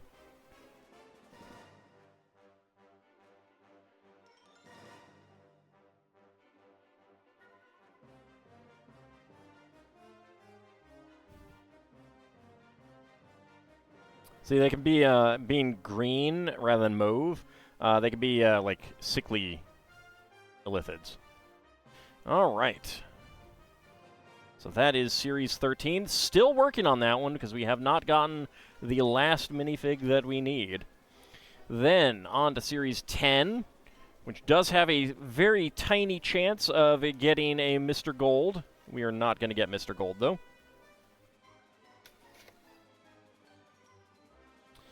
All right, D6. That is 4, so we're going into the middle. 1, 2, 3, 4, 5, 6, 7, 8, 9, 10, 11, 12, 13, 14, 15, 16. All right. Where's my D16 when I need it? In before somebody stole the fencers? I hope not. 7. 2, 3, 4, 5, 6, 7. It would be a very weird one to steal, if so. Be a very weird one to steal. It's definitely not what I would consider the most valuable. All right. Can all guess what is inside the minifig pack? Get your predictions in. D20 says 18 is a reroll. 16. All right. The biker mechanic. That's what my die says. 9 for Bahamut. That would be the paintball guy. There should be an extra choice for Mr. Gold. I suppose, but that would be effort.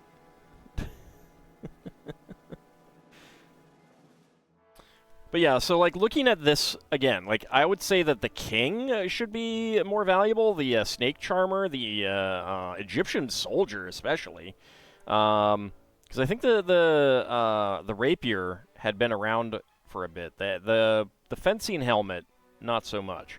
The evil wizard, the space mercenary guy, like so many of these things to me, and I'm not always the best judge of these things. So many of these, to me, seem like much more valuable ones to steal if you were going to steal one. You're going to go in and take them all. But what do I know? All right, 4 for Not a Rogue AI. That would be the Amazon Warrioress. I believe his name is Ming the Merciless, not Evil Wizard. It's true. A Minotaur gold medalist in Olympic painting and a Leonin Olympic skier. I don't think there is Olympic painting. But the Olympics are starting. I've already watched 2 curling matches in the round robin. I'm excited for more. I love the Olympics. I'm a huge Olympics nerd. Let's go ahead and reset my timer, because it is just about to... that is just about the end of it, and predictions are closed. All right. And go. All right, let's see.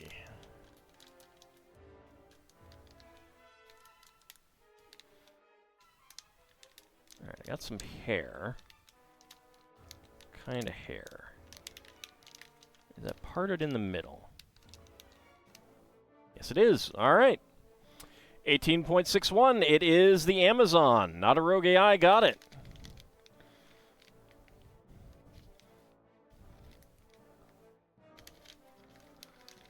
If I am correct, of course. And I am. All right. So that was 18.61. Choose the outcome. Within 20 seconds, complete that prediction. Who is getting the hams? Kinshir getting all the hams. Oops. Load back up. I accidentally closed it out. Lord Canis going for 20 to 50. No one going for 50 to 60. And a Bahamut going for no. Nom nom nom nom nom nom nom nom.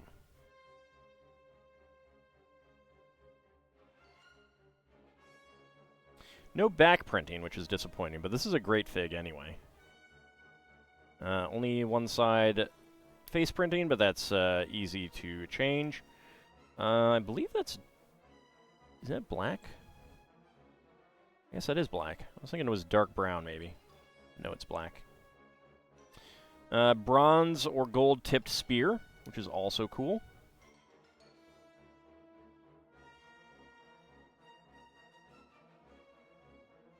And an eagle shield. So let's go ahead and zoom in on our Amazon warrior.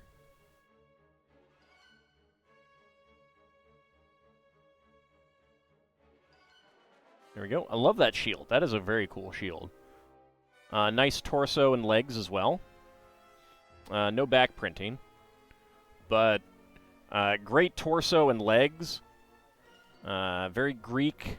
Slightly Celtic. You know, could work for either of them. And a shield. Round shield. Great spear with a gold or bronze head. I really like this one. This is great. All right. Let's go ahead and mark that one. All right. Finally, we are down to 2 figures left on the Spider-Man. 1 and 2. Let's go ahead and see which one we get.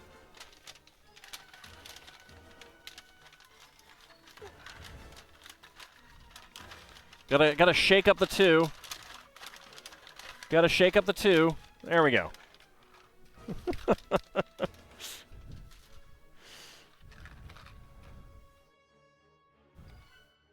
All right, let's start our prediction. Can all guess what is inside the minifig box? Get your predictions in. And I have created the page for the next series, 28. So I'm all ready for that next week. Let's go ahead and get my scanner app up. So go ahead and get your predictions in. I will make a guess. I will shake it and make a guess. Then I will roll a die, and then I will weigh it, and we will see which one we get. Whether it is Spider-Man or Spider-Punk. Those are the last 2 remaining ones. It's still really weird to me that we're getting Shrek later this year. I don't know if I will get I mean, I'll get a full set. I don't know if I will get multiples. I'll definitely have to see what the accessories and what the parts are like. A Minotaur Opera Singer-tar and a Leonin CEO of a Meat Hunting Corporation. Meat Hunting Corporation, huh? They hunt meat, not animals, with which to make meat. They hunt meat. Oh, we gotta be quite quiet as we're coming up on the wily stake. Sometimes they're known to travel with the ground chuck as well. Why make the job harder? A titanium golem? What about a radiant golem? I love the radiant golem in Spelljammer. It's great.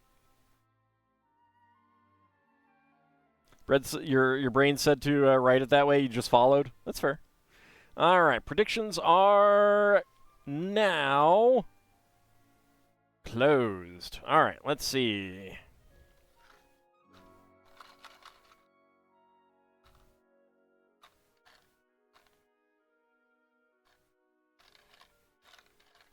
Alright, I'm going to guess Spider-Punk. That is going to be my guess. That's a 4, got to re-roll. That's a 6, got to re-roll. That's a 2. Alright, that says 2. Now the weight. 16.9. 16.9. 169. All right, I'm saying that the weight is number 1, Spider-Man. Let's see. Let us find out. That is Miles Morales Spider-Man. That is number 1. That is yes with weight. Let's open it and verify. That is indeed him. All right. Early Friday Spider-Man prediction 2. Could be wrong. Could be wrong. There's a lot of hams going into yes with weight. Holy cow. All right, let's complete that prediction. Who is getting all of the hams? Kinshear getting all of the hams. Oh, no, actually, why did that pop up there? Normally it goes right to the winner. It went to the yes with guess, which is what Kinshear went for. No, Lord Canis and Niagara getting all the hams. Very nice. No one went for yes with die roll. Kinshear went for yes with guess. And Bahamut going for a no. Congratulations, Niagara. You got a ham. You got an extra ham. You won a ham. 10 in, 11 out. That's great.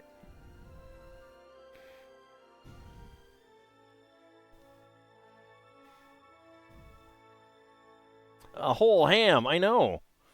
Straight from the honey-baked ham store. All right, let's go ahead and... I'm not sure if this hair is new or not. Standard spider.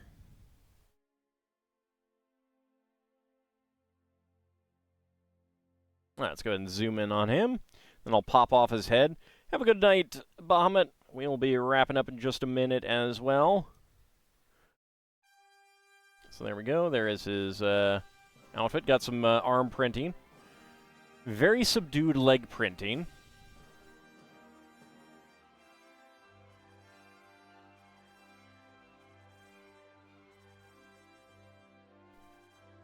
There's his face. There's his hair. He does have an alternate print on the back. A glare. But we'll leave him as actual Spider-Man. The Miles Morales version. All right. Let's go ahead and zoom back out there. Let's mark that off. So there is just one left. But the question is, did I get it wrong? The spider is cute. It is cute. I do kind of like the classic spider, which this is not. Like this has the very very arched legs. The classic spider just kind of has them sticking straight out.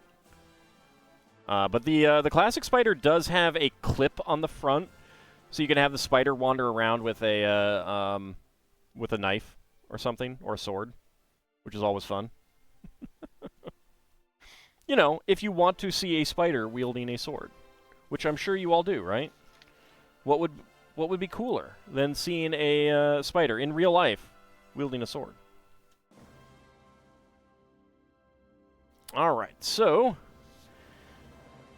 we got most of the first floor done. We will probably be not wrapping up next week. We'll probably, on Friday, I should say. Don't play one of the overtures right after an overture. Seriously. Silly randomizer. So yes, we'll be finishing up the first floor next time, and then probably get to the second floor, and then the third floor I suspect will take us to next week, but it might not take all of it, so I'll probably have to look for a small set to do to wrap us up in case it doesn't. But I'm really looking forward to it. I like this little pathway. It's very cool. I like the grill in there. The music shop is great. I love the way the stairs look. The chairs. I like this chair, even if it does have a weird back. The others, they're great little designs. I don't know that I would want one of them. This one with the rounded seat, I think you just kind of like slide off of it. But that is going to wrap us up for tonight. We will be back on Friday for some more. We'll be continuing this then. We'll be back on Saturday for some more Spelljammer. We'll be back on Monday for some more Dragon Quest II. I do have Dragon Quest VII. We're not going to be starting that just yet, but when we're done with Dragon Quest II, we will be going to Dragon Quest VII. Curses all with avant-garde furniture. Hey, I mean, if I don't have to pay for it, furniture is furniture. Anyway, I want to thank you guys for coming on out, and I shall see you next time. See you then, everyone.